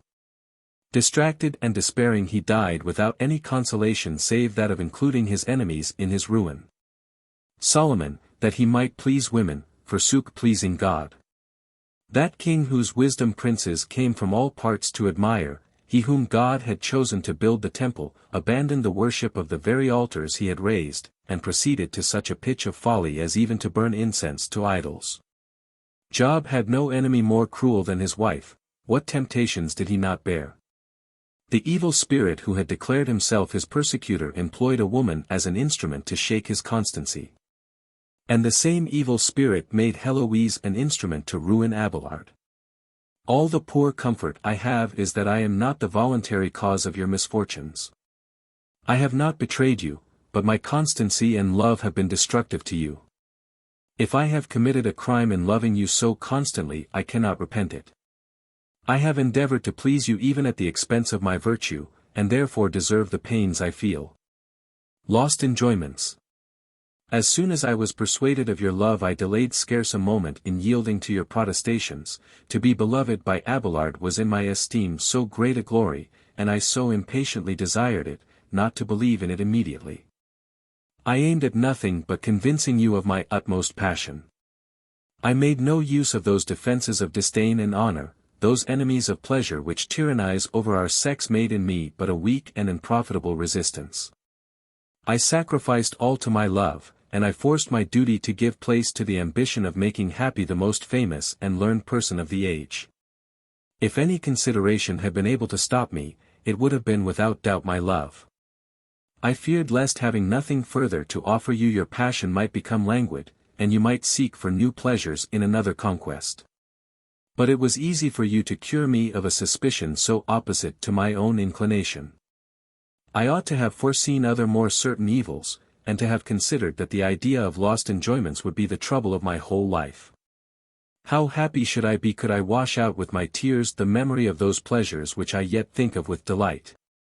At least I will try by strong endeavor to smother in my heart those desires to which the frailty of my nature gives birth, and I will exercise on myself such torments as those you have to suffer from the rage of your enemies. I will endeavor by this means to satisfy you at least, if I cannot appease an angry God. For to show you to what a deplorable condition I am reduced, and how far my repentance is from being complete, I dare even accuse heaven at this moment of cruelty for delivering you over to the snares prepared for you. Her sin is love. My repinings can only kindle divine wrath, when I should be seeking for mercy. In order to expiate a crime it is not sufficient to bear the punishment. Whatever we suffer is of no avail if the passion still continues and the heart is filled with the same desire. It is an easy matter to confess a weakness, and inflict on ourselves some punishment, but it needs perfect power over our nature to extinguish the memory of pleasures, which by a loved habitude have gained possession of our minds. How many persons do we see who make an outward confession of their faults, yet, far from being in distress about them, take a new pleasure in relating them? Contrition of the heart ought to accompany the confession of the mouth, yet this very rarely happens. I, who have experienced so many pleasures in loving you, feel, in spite of myself, that I cannot repent them, nor forbear through memory to enjoy them over again. Whatever efforts I use, on whatever side I turn, the sweet thought still pursues me, and every object brings to my mind what it is my duty to forget. During the quiet night, when my heart ought to be still in that sleep which suspends the greatest cares, I cannot avoid the illusions of my heart. I dream I am still with my dear Abelard. I see him, I speak to him and hear him answer. Charmed with each other we forsake our studies and give ourselves up to love. Sometimes too I seem to struggle with your enemies, I oppose their fury, I break into piteous cries, and in a moment I awake in tears. She loves her sin. Even into holy places before the altar I carry the memory of our love, and far from lamenting for having been seduced by pleasures, I sigh for having lost them. I remember, for nothing is forgot by lovers, the time and place in which you first declared your passion and swore you would love me till death. Your words, your oaths, are deeply graven in my heart. My stammering speech betrays to all the disorder of my mind, my sighs discover me, and your name is ever on my lips. O Lord! When I am thus afflicted, why dost not thou pity my weakness and strengthen me with thy grace? You are happy, Abelard, in that grace is given you, and your misfortune has been the occasion of your finding rest. The punishment of your body has cured the deadly wounds of your soul. The tempest has driven you into the haven. God, who seemed to deal heavily with you, sought only to help you. He was a father chastising and not an enemy revenging, a wise physician putting you to some pain in order to preserve your life. I am 1,000 times more to be pitied than you, for I have still 1,000 passions to fight. I must resist those fires which love kindles in a young heart. Our sex is nothing but weakness, and I have the greater difficulty in defending myself because the enemy that attacks me pleases me. I dote on the danger which threatens, how then can I avoid yielding? In the midst of these struggles I try at least to conceal my weakness from those you have entrusted to my care. Her virtue is mere semblance. All who are about me admire my virtue, but could their eyes penetrate into my heart, what would they not discover? My passions there are in rebellion, I preside over others but cannot rule myself. I have a false covering, and this seeming virtue is a real vice. Men judge me praiseworthy, but I am guilty before God, from his all-seeing eye nothing is hid, and he views through all their windings the secrets of the heart. I cannot escape his discovery. And yet it means great effort to me merely to maintain this appearance of virtue, so surely this troublesome hypocrisy is in some sort commendable. I give no scandal to the world which is so easy to take bad impressions, I do not shake the virtue of those feeble ones who are under my rule. With my heart full of the love of man, I teach them at least to love only God. Charmed with the pomp of worldly pleasures, I endeavor to show them that they are all vanity and deceit. I have just strength enough to conceal from them my longings, and I look upon that as a great effect of grace. If it is not enough to make me embrace virtue, 'tis enough to keep me from committing sin. And yet it is in vain to try and separate these two things, they must be guilty who are not righteous, and they depart from virtue who delay to approach it. Besides, we ought to have no other motive than the love of God. Alas! What can I then hope for? I own to my confusion I fear more to offend a man than to provoke God, and I study less to please him than to please you. Yes, it was your command only, and not a sincere vocation, which sent me into these cloisters. I sought to give you ease and not to sanctify myself. False piety brings no peace. How unhappy am I! I tear myself from all that pleases me. I bury myself alive, I exercise myself with the most rigid fastings and all those severities the cruel laws impose on us, I feed myself with tears and sorrows, and notwithstanding this I merit nothing by my penance. My false piety has long deceived you as well as others, you have thought me at peace when I was more disturbed than ever. You persuaded yourself I was wholly devoted to my duty, yet I had no business but love. Under this mistake you desire my prayers, alas! I need yours. Do not presume upon my virtue and my care, I am wavering, fix me by your advice, I am feeble, sustain and guide me by your counsel. What occasion had you to praise me, Praise is often hurtful for those on whom it is bestowed, a secret vanity springs up in the heart, blinds us, and conceals from us the wounds that are half healed. A seducer flatters us, and at the same time destroys us. A sincere friend disguises nothing from us, and far from passing a light hand over the wound, makes us feel it the more intensely by applying remedies. Why do you not deal after this manner with me? Will you be esteemed a base, dangerous flatterer? Or if you chance to see anything commendable in me, have you no fear that vanity, which is so natural to all women, should quite efface it? But let us not judge of virtue by outward appearances, for then the reprobate as well as the elect may lay claim to it. An artful impostor may by his address gain more admiration than is given to the zeal of a saint. She craves his severity. The heart of man is a labyrinth whose windings are very difficult to discover. The praises you give me are the more dangerous because I love the person who bestows them. The more I desire to please you the readier am I to believe the merit you attribute to me. Ah! Think rather how to nerve my weakness by wholesome remonstrances. Be rather fearful than confident of my salvation. Say our virtue is founded upon weakness, and that they only will be crowned who have fought with the greatest difficulties. But I seek not the crown which is the reward of victory. I am content if I can avoid danger. It is easier to keep out of the way than to win a battle. There are several degrees in glory, and I am not ambitious of the highest. I leave them to those of greater courage who have often been victorious. I seek not to conquer for fear I should be overcome. Happiness enough for me to escape shipwreck and at last reach port. Heaven commands me to renounce my fatal passion for you, but oh! My heart will never be able to consent to it. Adieu. Letter 5. Heloise to Abelard. The inconstancy of Heloise. Dear Abelard, you expect, perhaps, that I should accuse you of negligence. You have not answered my last letter, and thanks to heaven, in the condition I am now in it is a relief to me that you show so much insensibility for the passion which I betrayed. At last, Abelard, you have lost Heloise for ever. Notwithstanding all the oaths I made to think of nothing but you, and to be entertained by nothing but you, I have banished you from my thoughts, I have forgot you. Thou charming idea of a lover I once adored, thou wilt be no more my happiness. Dear image of Abelard! Thou wilt no longer follow me, no longer shall I remember thee.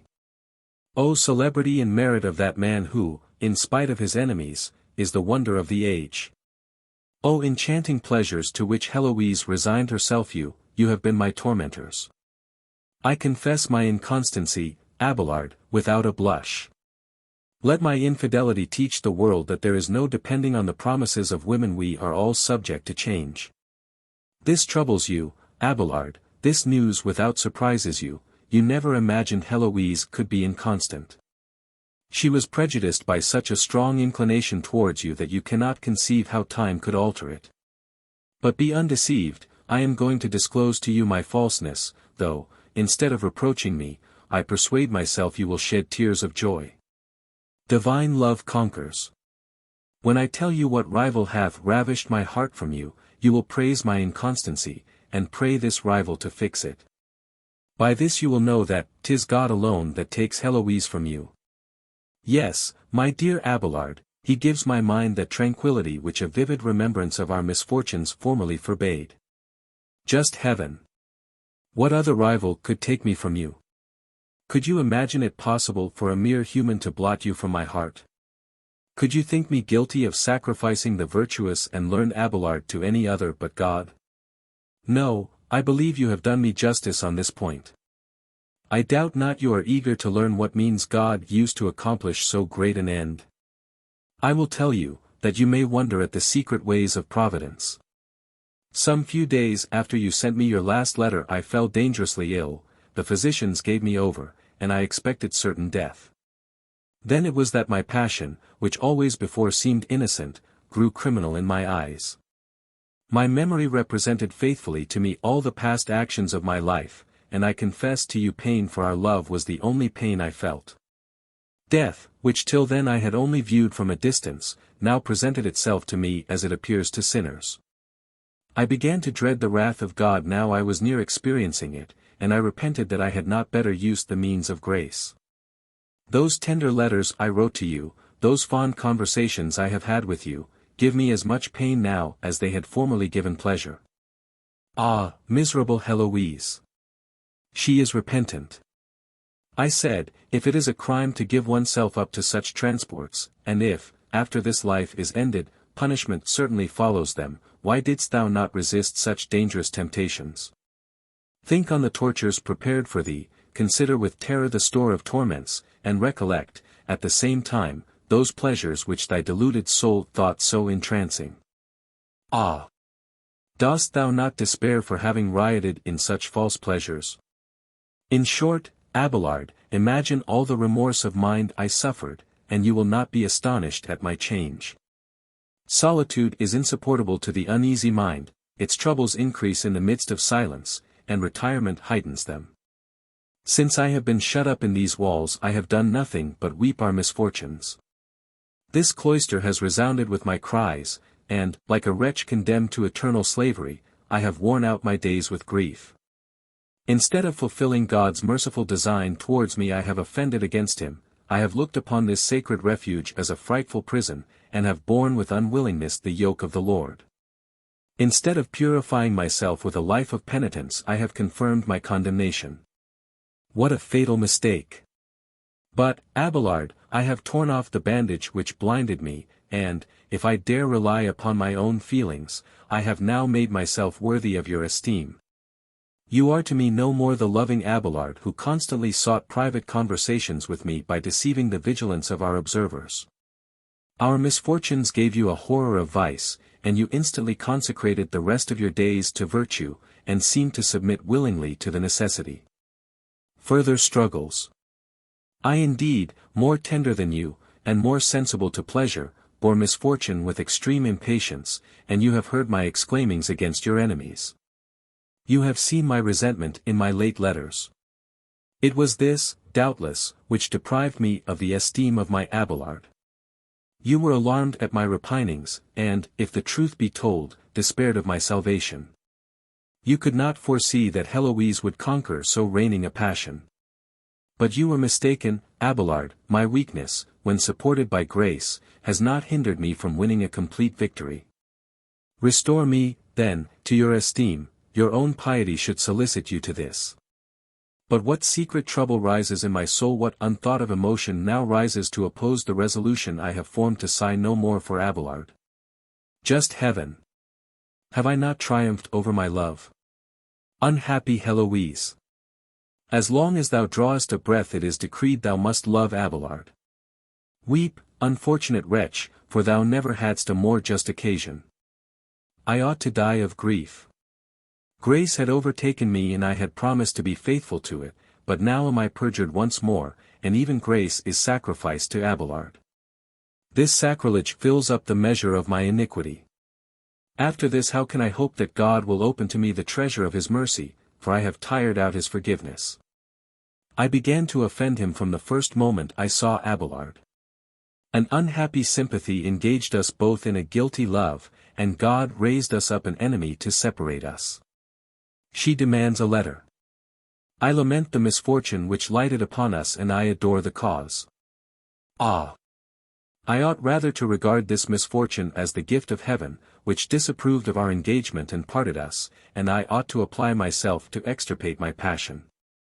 How much better it were to forget entirely the object of it than to preserve a memory so fatal to my peace and salvation. Great God! Shall Abelard possess my thoughts forever? Can I never free myself from the chains of love? But perhaps I am unreasonably afraid. Virtue directs all my acts and they are all subject to grace. Therefore fear not, Abelard, I have no longer those sentiments which being described in my letters have occasioned you so much trouble. I will no more endeavor, by the relation of those pleasures our passion gave us, to awaken any guilty fondness you may yet feel for me. I free you from all your oaths, forget the titles of lover and husband and keep only that of father. I expect no more from you than tender protestations and those letters so proper to feed the flame of love. I demand nothing of you but spiritual advice and wholesome discipline. The path of holiness, however thorny it be, will yet appear agreeable to me if I may but walk in your footsteps. You will always find me ready to follow you. I shall read with more pleasure the letters in which you shall describe the advantages of virtue than ever I did those in which you so artfully instilled the poison of passion. You cannot now be silent without a crime. When I was possessed with so violent a love, and pressed you so earnestly to write to me, how many letters did I send you before I could obtain one from you? God holds her heart. You denied me in my misery the only comfort which was left me, because you thought it pernicious. You endeavored by severities to force me to forget you, nor do I blame you, but now you have nothing to fear. This fortunate illness, with which Providence has chastised me for my good, has done what all human efforts and your cruelty in vain attempted. I see now the vanity of that happiness we had set our hearts upon, as if it were eternal. What fears, what distress have we not suffered for it? No, Lord, there is no pleasure upon earth but that which virtue gives. The heart amidst all worldly delights feels a sting, it is uneasy and restless until fixed on thee. What have I not suffered, Abelard, whilst I kept alive in my retirement those fires which ruined me in the world? I saw with hatred the walls that surrounded me, the hours seemed as long as years. I repented 1,000 times that I had buried myself here. But since grace has opened my eyes all the scene is changed, solitude looks charming, and the peace of the place enters my very heart. In the satisfaction of doing my duty I feel a delight above all that riches, pomp or sensuality could afford. My quiet has indeed cost me dear, for I have bought it at the price of my love. I have offered a violent sacrifice I thought beyond my power. But if I have torn you from my heart, be not jealous, God, who ought always to have possessed it, reigns there in your stead. Be content with having a place in my mind which you shall never lose, I shall always take a secret pleasure in thinking of you, and esteem it a glory to obey those rules you shall give me. A letter arrives. This very moment I receive a letter from you, I will read it and answer it immediately. You shall see by my promptitude in writing to you that you are always dear to me. You very obligingly reproach me for delay in writing you any news, my illness must excuse that. I omit no opportunities of giving you marks of my remembrance. I thank you for the uneasiness you say my silence caused you, and the kind fears you express concerning my health. Yours, you tell me, is but weakly, and you thought lately you should have died. With what indifference, cruel man, do you tell me a thing so certain to afflict me? I told you in my former letter how unhappy I should be if you died, and if you love me you will moderate the rigors of your austere life.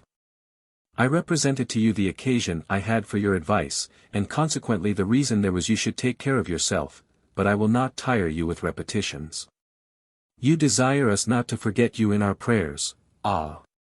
Dear Abelard, you may depend upon the zeal of this society, it is devoted to you and you cannot justly fear its forgetfulness. You are our father, and we are your children.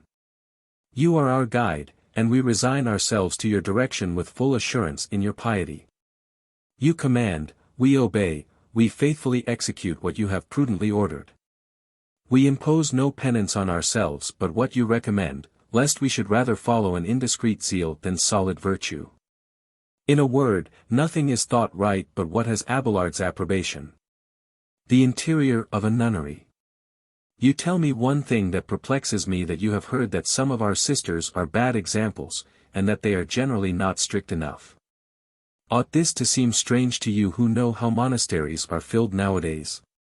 Do fathers consult the inclination of their children when they settle them? Are not interest and policy their only rules? This is the reason that monasteries are often filled with those who are a scandal to them. But I conjure you to tell me what are the irregularities you have heard of, and to show me the proper remedy for them. I have not yet observed any looseness, when I have I will take due care.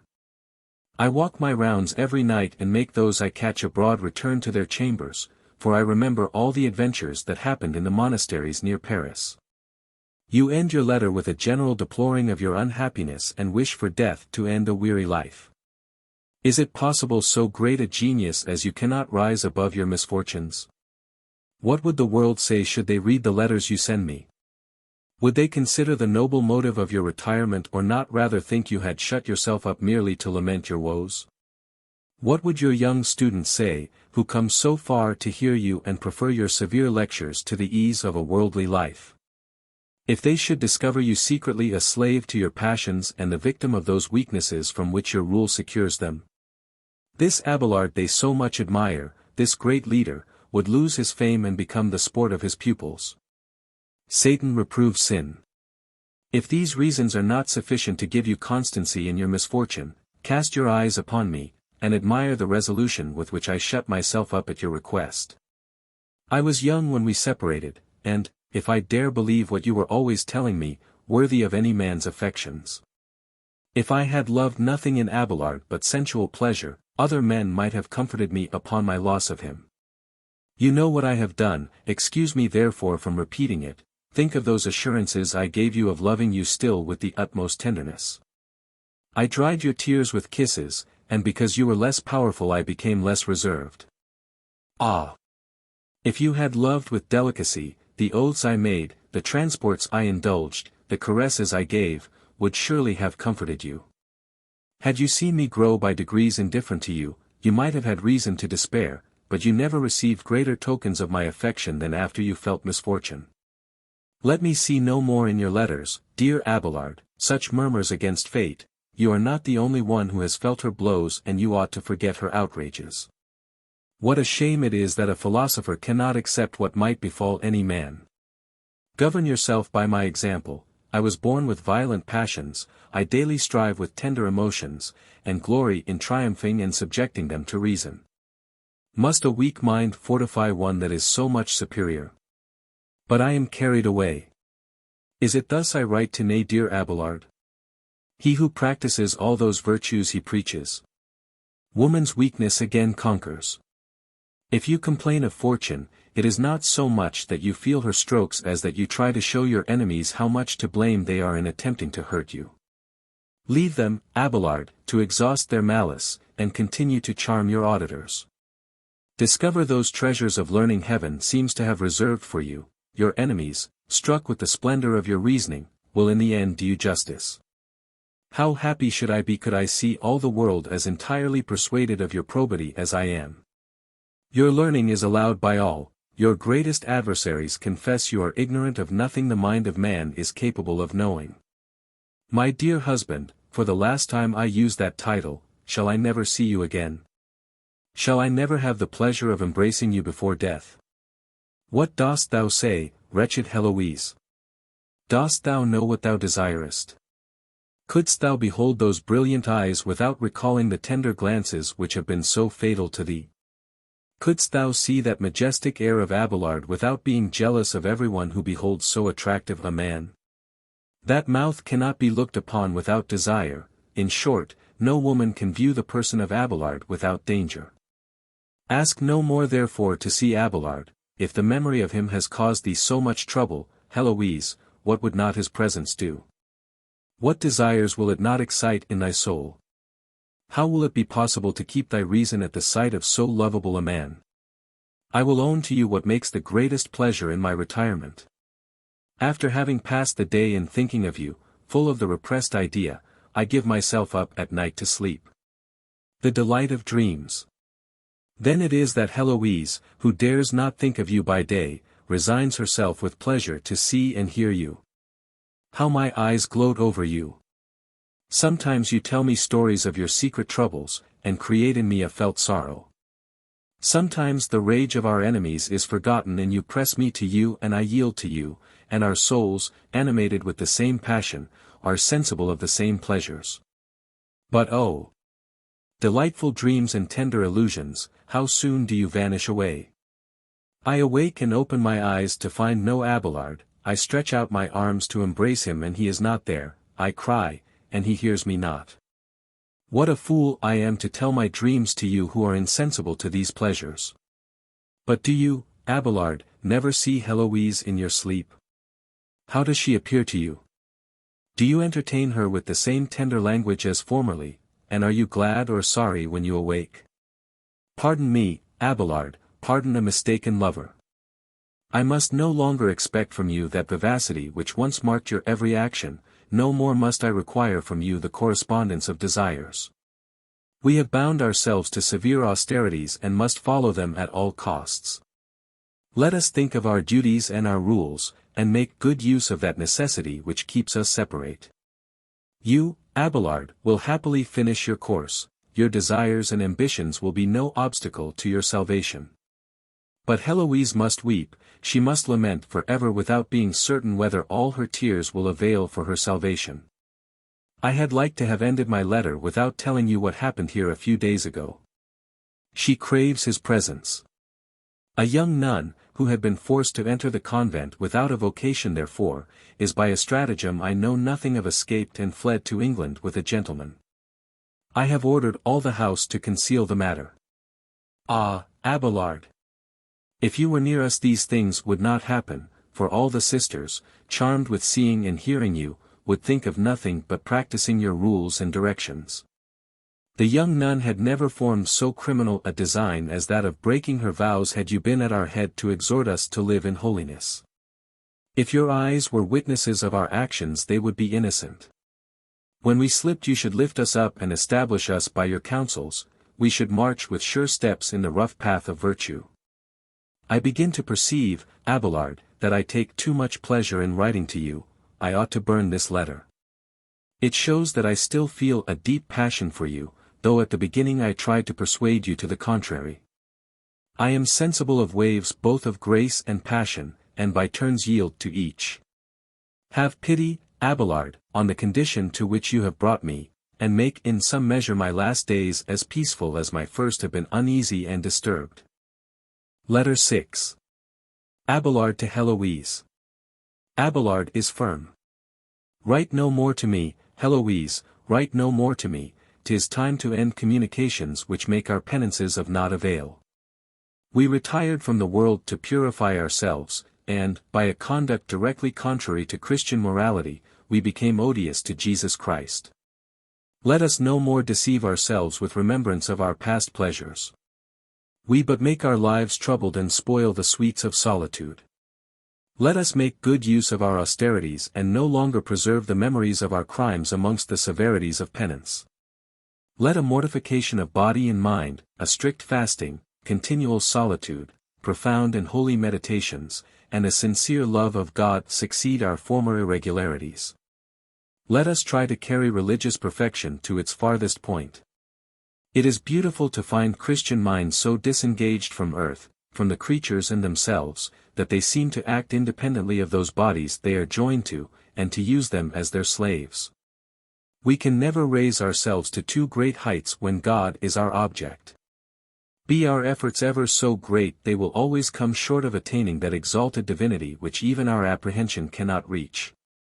Let us act for God's glory independent of the creatures or ourselves, paying no regard to our own desires or the opinions of others. The Master and Father. Were we in this temper of mind, Heloise, I would willingly make my abode at the Paraclete, and by my earnest care for the house I have founded draw 1,000 blessings on it. I would instruct it by my words and animate it by my example, I would watch over the lives of my sisters, and would command nothing but what I myself would perform, I would direct you to pray, meditate, labor, and keep vows of silence. And I would myself pray, labor, meditate, and be silent. And when I spoke it should be to lift you up when you should fall, to strengthen you in your weaknesses, to enlighten you in that darkness and obscurity which might at any time surprise you. I would comfort you under the severities used by persons of great virtue, I would moderate the vivacity of your zeal and piety and give your virtue an even temperament, I would point out those duties you ought to perform. And satisfy those doubts which through the weakness of your reason might arise. I would be your master and father, and by a marvelous talent I would become lively or slow, gentle or severe, according to the different characters of those I should guide in the painful path to Christian perfection. But whither does my vain imagination carry me? Ah, Heloise, how far are we from such a happy temper? Your heart still burns with that fatal fire you cannot extinguish, and mine is full of trouble and unrest. Think not, Heloise, that I here enjoy a perfect peace, I will for the last time open my heart to you. I am not yet disengaged from you, and though I fight against my excessive tenderness for you, in spite of all my endeavors I remain but too sensible of your sorrows and long to share in them. He cannot achieve content. Your letters have indeed moved me, I could not read with indifference characters written by that dear hand. I sigh and weep, and all my reason is scarce sufficient to conceal my weakness from my pupils. This, unhappy Heloise, is the miserable condition of Abelard. The world, which is generally wrong in its notions, thinks I am at peace, and imagining that I loved you only for the gratification of the senses, have now forgot you. What a mistake is this! People indeed were not wrong in saying that when we separated it was shame and grief that made me abandon the world. It was not, as you know, a sincere repentance for having offended God which inspired me with a design for retiring. However, I consider our misfortunes as a secret design of Providence to punish our sins. And only look upon Fulbert as the instrument of divine vengeance. Grace drew me into an asylum where I might yet have remained if the rage of my enemies would have permitted. I have endured all their persecutions, not doubting that God himself raised them up in order to purify me. When he saw me perfectly obedient to his holy will, he permitted that I should justify my doctrine. I made its purity public, and showed in the end that my faith was not only orthodox, but also perfectly clear from all suspicion of novelty. I should be happy if I had none to fear but my enemies, and no other hindrance to my salvation but their calumny. He exhorts her to strive. But, Heloise, you make me tremble, your letters declare to me that you are enslaved to human love, and yet, if you cannot conquer it, you cannot be saved, and what part would you have me play in this trial? Would you have me stifle the inspirations of the Holy Ghost? Shall I, to soothe you, dry up those tears which the evil spirit makes you shed? Shall this be the fruit of my meditations? No, let us be more firm in our resolutions. We have not retired save to lament our sins and to gain heaven, let us then resign ourselves to God with all our heart. I know everything is difficult in the beginning. But it is glorious to courageously start a great action, and glory increases proportionately as the difficulties are more considerable. We ought on this account to surmount bravely all obstacles which might hinder us in the practice of Christian virtue. In a monastery men are proved as gold in a furnace. No one can continue long there unless he bear worthily the yoke of the Lord. Attempt to break those shameful chains which bind you to the flesh, and if by the assistance of grace you are so happy as to accomplish this, I entreat you to think of me in your prayers. Endeavor with all your strength to be the pattern of a perfect Christian. It is difficult, I confess, but not impossible, and I expect this beautiful triumph from your teachable disposition. If your first efforts prove weak, do not give way to despair, for that would be cowardice. Besides, I would have you know that you must necessarily take great pains, for you strive to conquer a terrible enemy, to extinguish a raging fire, to reduce to subjection your dearest affections. Temptations in the cloister. You have to fight against your own desires, so be not pressed down with the weight of your corrupt nature.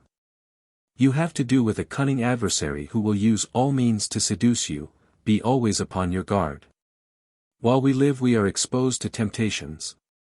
This made a great saint say, the life of man is one long temptation. The devil, who never sleeps, walks continually around us in order to surprise us on some unguarded side, and enters into our soul in order to destroy it.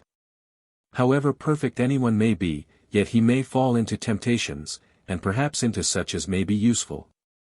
Nor is it wonderful that man should never be exempt from them, because he always hath in himself their source. Scarce are we delivered from one temptation when another attacks us. Such is the lot of the posterity of Adam, that they should always have something to suffer, because they have forfeited their primitive happiness. We vainly flatter ourselves that we shall conquer temptations by flying. If we join not patience and humility we shall torment ourselves to no purpose. We shall more certainly compass our end by imploring God's assistance than by using any means of our own. Be constant, Heloise, and trust in God. Then you shall fall into few temptations. When they come, stifle them at their birth, let them not take root in your heart.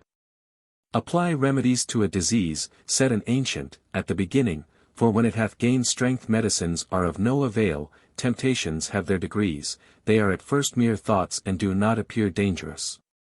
The imagination receives them without any fears, the pleasure grows, we dwell upon it, and at last we yield to it. Dispraise of the world. Do you now, Heloise, applaud my design of making you walk in the steps of the saints? Do my words give you any relish for penitence? Have you not remorse for your wanderings, and do you not wish you could, like Magdalene, wash our Saviour's feet with your tears? If you have not yet these ardent aspirations, pray that you may be inspired by them. I shall never cease to recommend you in my prayers and to beseech God to assist you in your design of dying holily. You have quitted the world, and what object was worthy to detain you there? Lift up your eyes always to Him to whom the rest of your days are consecrated. Life upon this earth is misery. The very necessities to which our bodies are subject here are matters of affliction to a saint.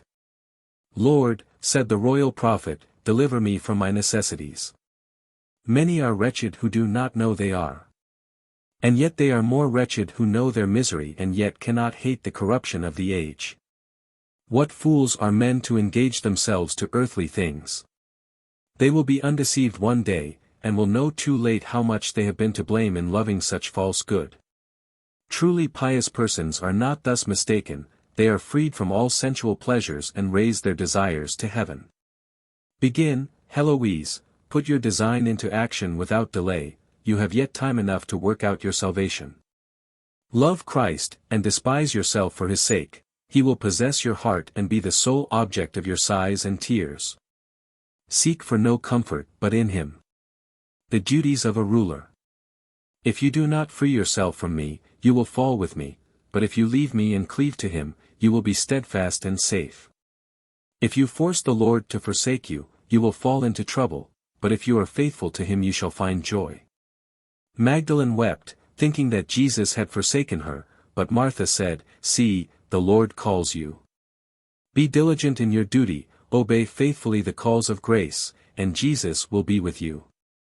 Attend, Heloise, to some instructions I have to give you, you are at the head of a society.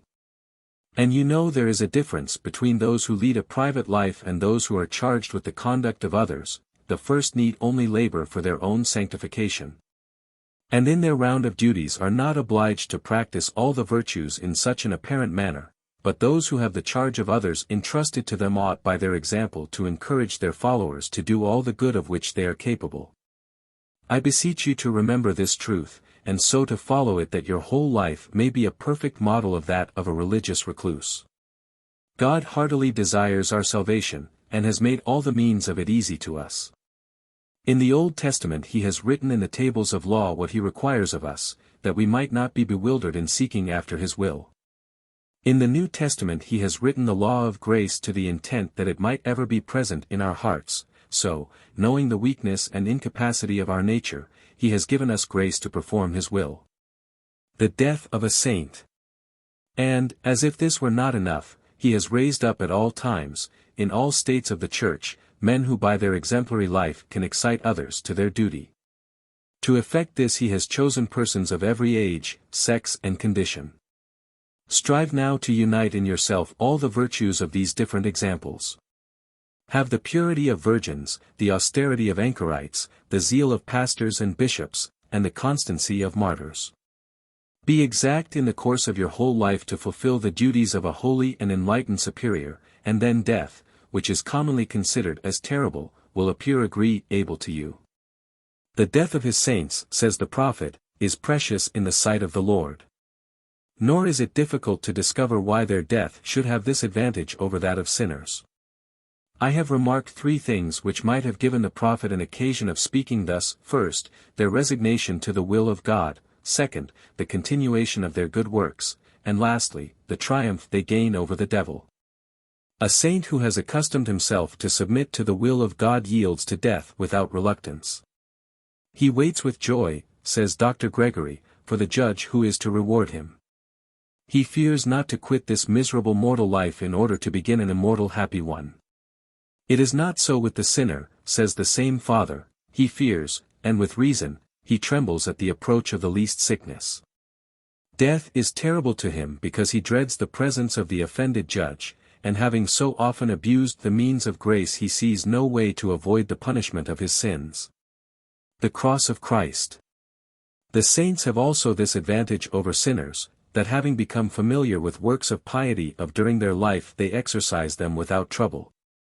And having gained new strength against the devil every time they overcame him, they will find themselves in a condition at the hour of death to obtain that victory on which depends all eternity, and the blessed union of their souls with their Creator. I hope, Heloise, that after having deplored the irregularities of your past life, you will die the death of the righteous. Ah, how few there are who make this end! And why? It is because there are so few who love the cross of Christ. Everyone wishes to be saved, but few will use those means which religion prescribes. Yet can we be saved by nothing but the cross? Why then refuse to bear it? Hath not our Saviour bore it before us, and died for us, to the end that we might also bear it and desire to die also? All the saints have suffered affliction, and our Saviour himself did not pass 1 hour of his life without some sorrow. Hope not therefore to be exempt from suffering. The cross, Heloise, is always at hand. Take care that you do not receive it with regret, for by so doing you will make it more heavy and you will be oppressed by it to no profit. On the contrary, if you bear it with willing courage, all your sufferings will create in you a holy confidence whereby you will find comfort in God. Hear our Saviour who says, "My child, renounce yourself, take up your cross and follow me." Oh, Heloise, do you doubt? Is not your soul ravished at so saving a command? The fear of hell. Are you insensible to words so full of kindness? Beware, Heloise, of refusing a husband who demands you, and who is more to be feared than any earthly lover. Provoked at your contempt and ingratitude, he will turn his love into anger and make you feel his vengeance. How will you sustain his presence when you shall stand before his tribunal? He will reproach you for having despised his grace, he will represent to you his sufferings for you. What answer can you make? He will then be implacable, he will say to you, "Go, proud creature, and dwell in everlasting flames. I separated you from the world to purify you in solitude and you did not second my design. I endeavored to save you and you willfully destroyed yourself. Go, wretch, and take the portion of the reprobates." Oh, Heloise, prevent these terrible words, and avoid, by a holy life, the punishment prepared for sinners. I dare not give you a description of those dreadful torments which are the consequences of a career of guilt. I am filled with horror when they offer themselves to my imagination. And yet, Heloise, I can conceive nothing which can reach the tortures of the damned. The fire which we see upon this earth is but the shadow of that which burns them. And without enumerating their endless pains, the loss of God which they feel increases all their torments. Can anyone sin who is persuaded of this? My God! Can we dare to offend thee? Though the riches of thy mercy could not engage us to love thee, the dread of being thrown into such an abyss of misery should restrain us from doing anything which might displease thee. The hope of heaven. I question not, Heloise, but you will hereafter apply yourself in good earnest to the business of your salvation. This ought to be your whole concern. Banish me, therefore, forever from your heart. It is the best advice I can give you, for the remembrance of a person we have loved guiltily cannot but be hurtful, whatever advances we may have made in the way of virtue. When you have extirpated your unhappy inclination towards me, the practice of every virtue will become easy, and when at last your life is conformable to that of Christ, death will be desirable to you. Your soul will joyfully leave this body, and direct its flight to heaven. Then you will appear with confidence before your Saviour. You will not read your reprobation written in the judgment book, but you will hear your Saviour say, "Come, partake of my glory, and enjoy the eternal reward I have appointed for those virtues you have practiced." Farewell, Heloise, this is the last advice of your dear Abelard. For the last time let me persuade you to follow the rules of the gospel. Heaven grant that your heart, once so sensible of my love, may now yield to be directed by my zeal. May the idea of your loving Abelard, always present to your mind, be now changed into the image of Abelard truly penitent, and may you shed as many tears for your salvation as you have done for our misfortunes. Pope's Eloïsa to Abelard. This epistle was published by Alexander Pope in 1717, and is given here because through it alone has the tragedy of the unfortunate lovers been so far known to the mass of the English public. The epistle is marvelously exact in its rendering of many of the phrases of Heloise, and is an apt example of how rhyming couplets can turn into trite commonplaces the most marvelous expressions of human passion that literature contains. In these deep solitudes and awful cells, where Henly pensive contemplation dwells, and ever-musing melancholy reigns. What means this tumult in a vestal's veins? Why rove my thoughts beyond this last retreat? Why feels my heart its long-forgotten heat? Yet I love, from Abelard it came. And Eloïsa yet must kiss the name.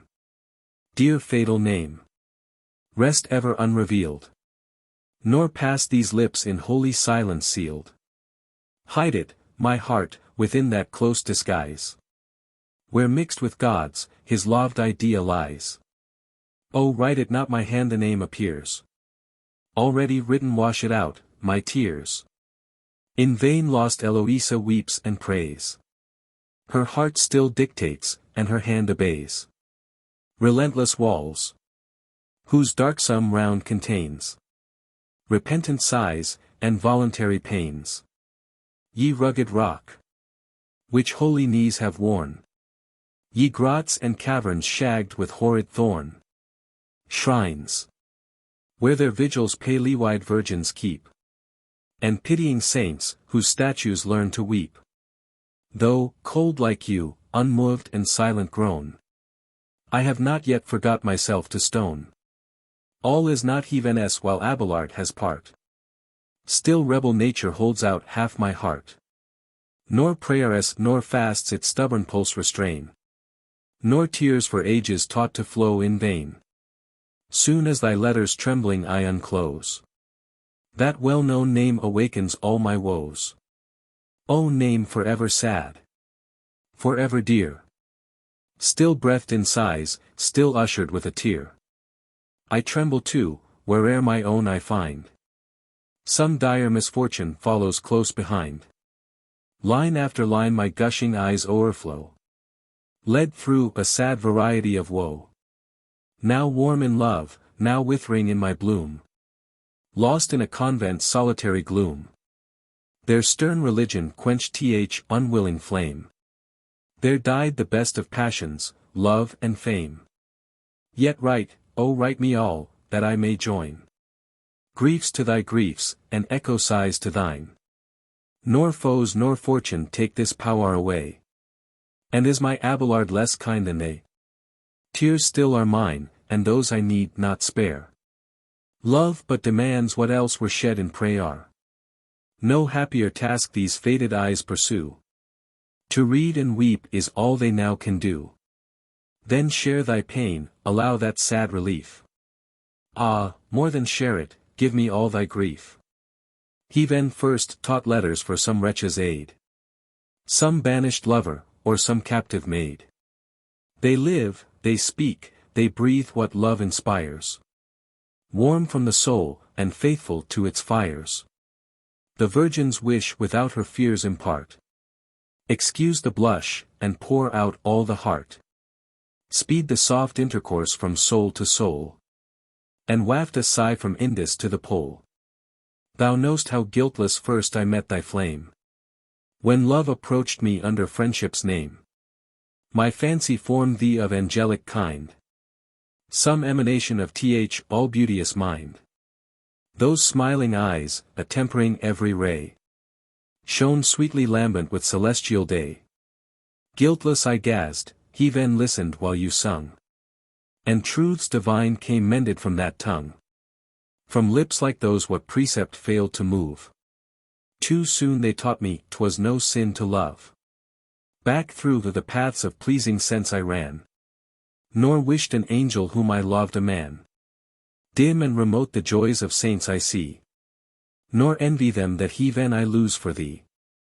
How oft, when pressed to marriage, have I said, Curse on all laws but those which love has made. Love, free as air, at sight of human ties, spreads his light wings, and in a moment flies. Let wealth, let honor, wait the wedded dame. August her deed, and sacred be her fame. Before true passion all those views remove. Fame, wealth, and honor. What are you to love? The jealous God, when we profane his fires. Those restless passions in revenge inspires. And bids them make mistaken mortals groan. Who seek in love for aught but love alone. Should at my feet the world's great master fall. Himself, his throne, his world, I'd scorn them all. Not Caesar's empress would I deign to prove. No, make me mistress to the man I love. If there be yet another name more free, more fond than mistress, make me that to thee. Oh, happy state! When souls each other draw. When love is liberty, and nature law. All then is full, possessing and possessed. No craving void left aching in the breast. Even thought meets thought, ere from the lips it part. And each warm wish springs mutual from the heart. This sure is bliss, if bliss on earth there be. And once the lot of Abelard and me. Alas, how changed! What sudden horrors rise! A naked lover bound and bleeding lies. Where was Eloïsa? Her voice, her hand. Her poniard, had opposed the dire command. Barbarian, stay! That bloody stroke restrain. The crime was common, common be the pain. I can no more, by shame, by rage suppressed. Let tears, and burning blushes speak the rest. Canst thou forget that sad, that solemn day? When victims at yon altar's foot we lay? Canst thou forget what tears that moment fell? When, warm in youth, I bade the world farewell. As with cold lips I kissed the sacred veil. The shrines all trembled, and the lamps grew pale. Heaven scarce believed the conquest it surveyed. And saints with wonder heard the vows I made. Yet then, to those dread altars as I drew, not on the cross my eyes were fixed, but you. Not grace, or zeal, love only was my call. And if I lose thy love, I lose my all. Come. With thy looks, thy words, relieve my woe, one. Those still at least are left thee to bestow. Still on thy breast enamored let me lie. Still drink delicious poison from thy eye. Pant on thy lip, and to thy heart be pressed. Give all thou canst and let me dream the rest. Ah no! Instruct me other joys to prize. With other beauties charm my partial eyes. Full in my view set all the bright abode. And make my soul quit Abelard for God. Ah, think at least thy flock deserves thy care. Plants of thy hand, and children of thy prey are. From the false world in early youth they fled. By thee to mountains, wilds, and deserts led. You riced these hallowed walls. The desert smilled. And paradise was opened in the wild. No weeping orphan saw his father's stores. Our shrines irradiate, or emblaze the floors. No silver saints, by dying misers given. Here bribbed the rage of ill-requited heathen. But such plain roofs as piety could raise. And only vocal with the Maker's praise. In these lone walls, their days eternal bound. These moss-grown domes with spiry turrets crowned. Where awful arches make a noonday night. And the dim windows shed a solemn light. Thy eyes diffused a reconciling ray. And gleams of glory brightened all the day. But now no face divine contentment wears. 'Tis all blank sadness, or continual tears. See how the force of others' prayers I try. O pious fraud of amorous charity! But why should I on others' prayers depend? Come thou, my father, brother, husband, friend. Ah, let thy handmaid, sister, daughter move. And all those tender names in one, thy love. The darksome pines that o'er yon rocks reclined. Wave high, and murmur to the hollow wind. The wandering streams that shine between the hills. The grots that echo to the tinkling rills. The dying gales that pant upon the trees. The lakes that quiver to the curling breeze. No more these scenes my meditation aid. Or lull to rest the visionary maid. But o'er the twilight groves and dusky caves. Long-sounding aisles, and intermingled graves. Black melancholy sits, and round her throws a death-like silence, and a dead repose. Her gloomy presence saddens all the scene. Shades every flower. And darkens every green. Deepens the murmur of the falling floods. And breathes a browner horror on the woods. Yet here forever, ever must I stay. Sad proof how well a lover can obey.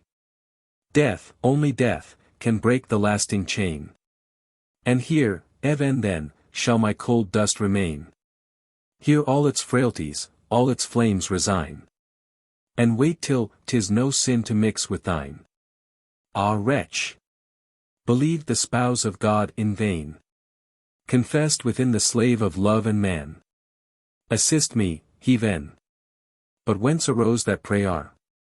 Sprung it from piety, or from despair? Even here, where frozen chastity retires. Love finds an altar for forbidden fires. I ought to grieve, but cannot what I ought. I mourn the lover, not lament the fault. I view my crime, but kindle at the view. Repent old pleasures, and solicit new. Now turn to heaven, I weep my past offense. Now think of thee, and curse my innocence. Of all affliction taught a lover yet. 'Tis sure the hardest science to forget. How shall I lose the sin, yet keep the sense? And love offender, yet detest offense? How the dear object from the crime remove? Or how distinguish penitence from love? Unequal task. A passion to resign. For heart so touched, so pierced, so lost as mine. Ere such a soul regains its peaceful state. How often must it love, how often hate? How often hope, despair, resent, regret? Conceal, disdain, do all things but forget. But let heaven seize it, all at once 'tis furred. Not touched, but rapt, not wakened, but inspurred. Oh come! Oh teach me nature to subdue. Renounce my love, my life, myself and you. Fill my fond heart with God alone, for He alone can rival, can succeed to thee. How happy is the blameless Vestal's lot! The world forgetting, by the world forgot. Eternal sunshine of the spotless mind. Each prayer accepted, and each wish resigned. Labor and rest, that equal periods keep. Obedient slumbers that can wake and weep. Desires compassed, affections ever even. Tears that delight, and sighs that waft to heaven. Grace shines around her with serenest beams. And whispering angels prompt her golden dreams. For her unfading rose of Eden blooms. And wings of seraphs shed divine perfumes. For her the spouse prepares the bridal ring. For her white virgins hymeneals sing. To sounds of Henly harps she dies away. And melts in visions of eternal day. Far other dreams my erring soul employ. Far other raptures, of unholy joy. When at the close of each sad, sorrowing day. Fancy restores what vengeance snatched away. Then conscience sleeps, and leaving nature free. All my loose soul unbounded springs to thee. O burst, dear horrors of all conscious night. How glowing guilt exalts the keen delight. Provoking demons all restraint remove.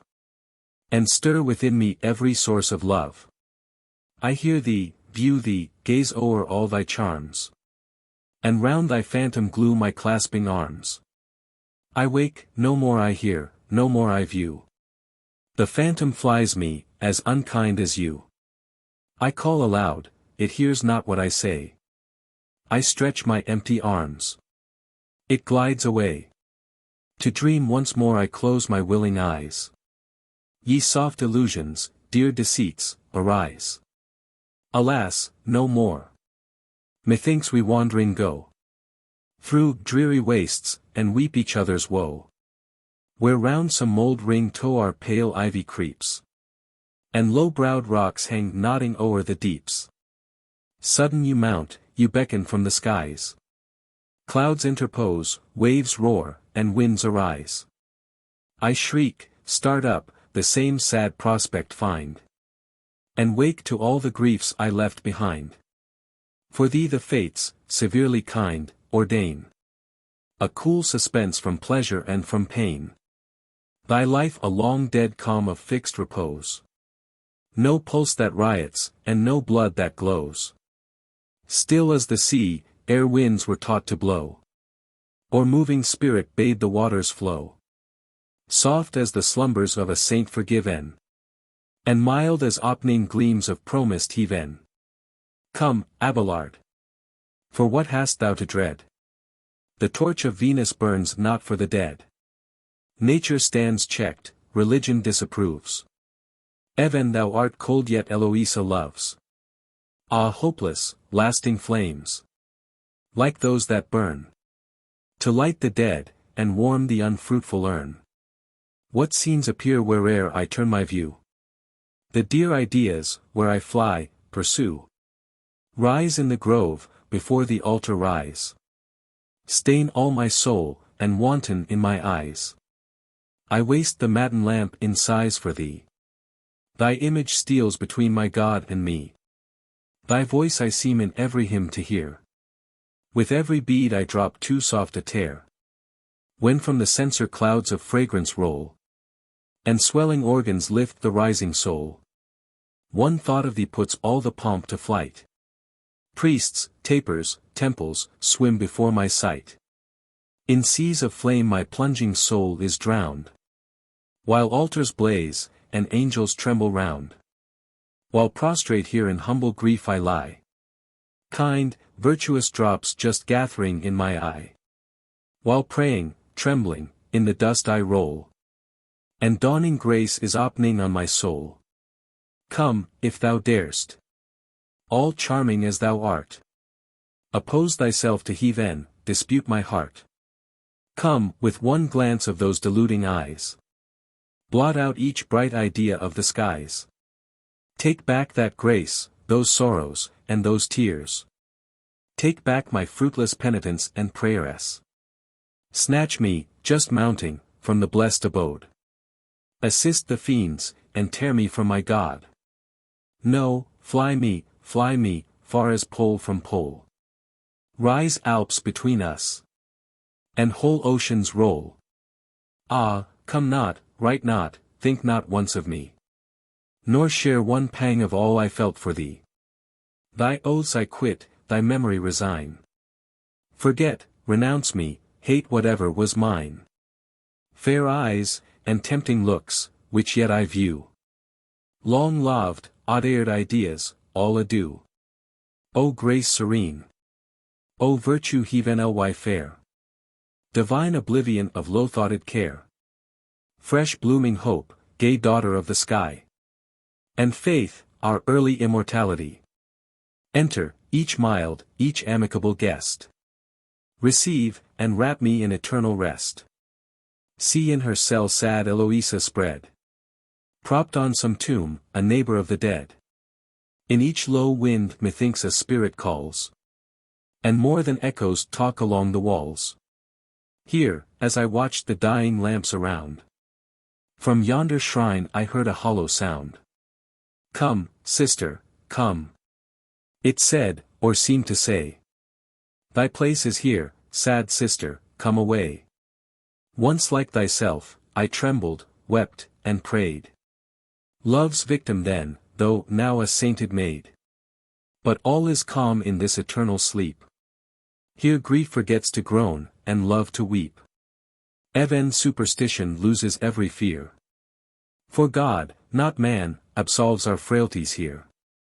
I come, I come. Prepare your roseate bouaress. celestial palms, and ever-blooming flowers.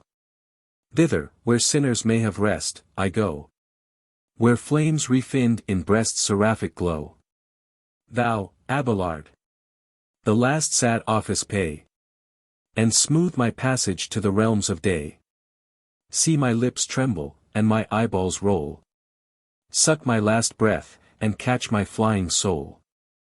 Ah, no, in sacred vestments mayst thou stand, the hallowed taper trembling in thy hand.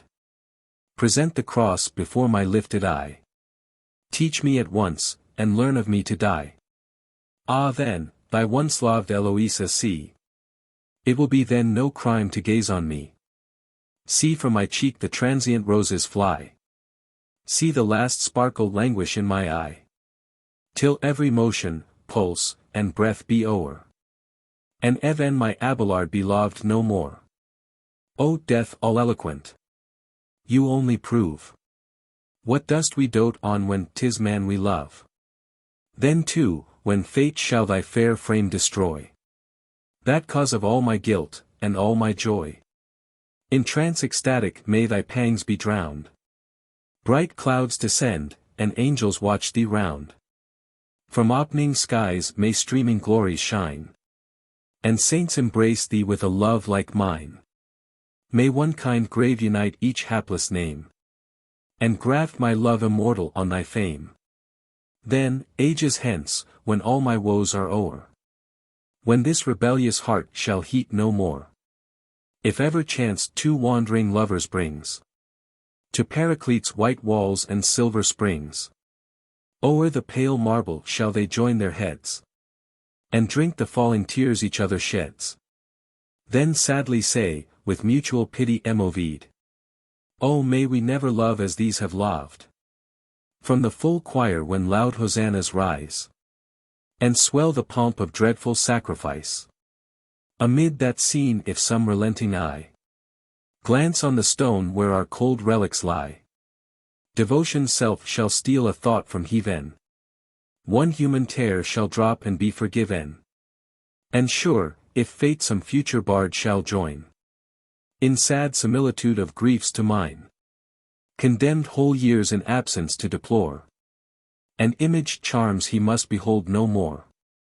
Such, if there be, who loves so long, so well, let him our sad, our tender story tell. The well-sung woes will soothe my pensive ghost.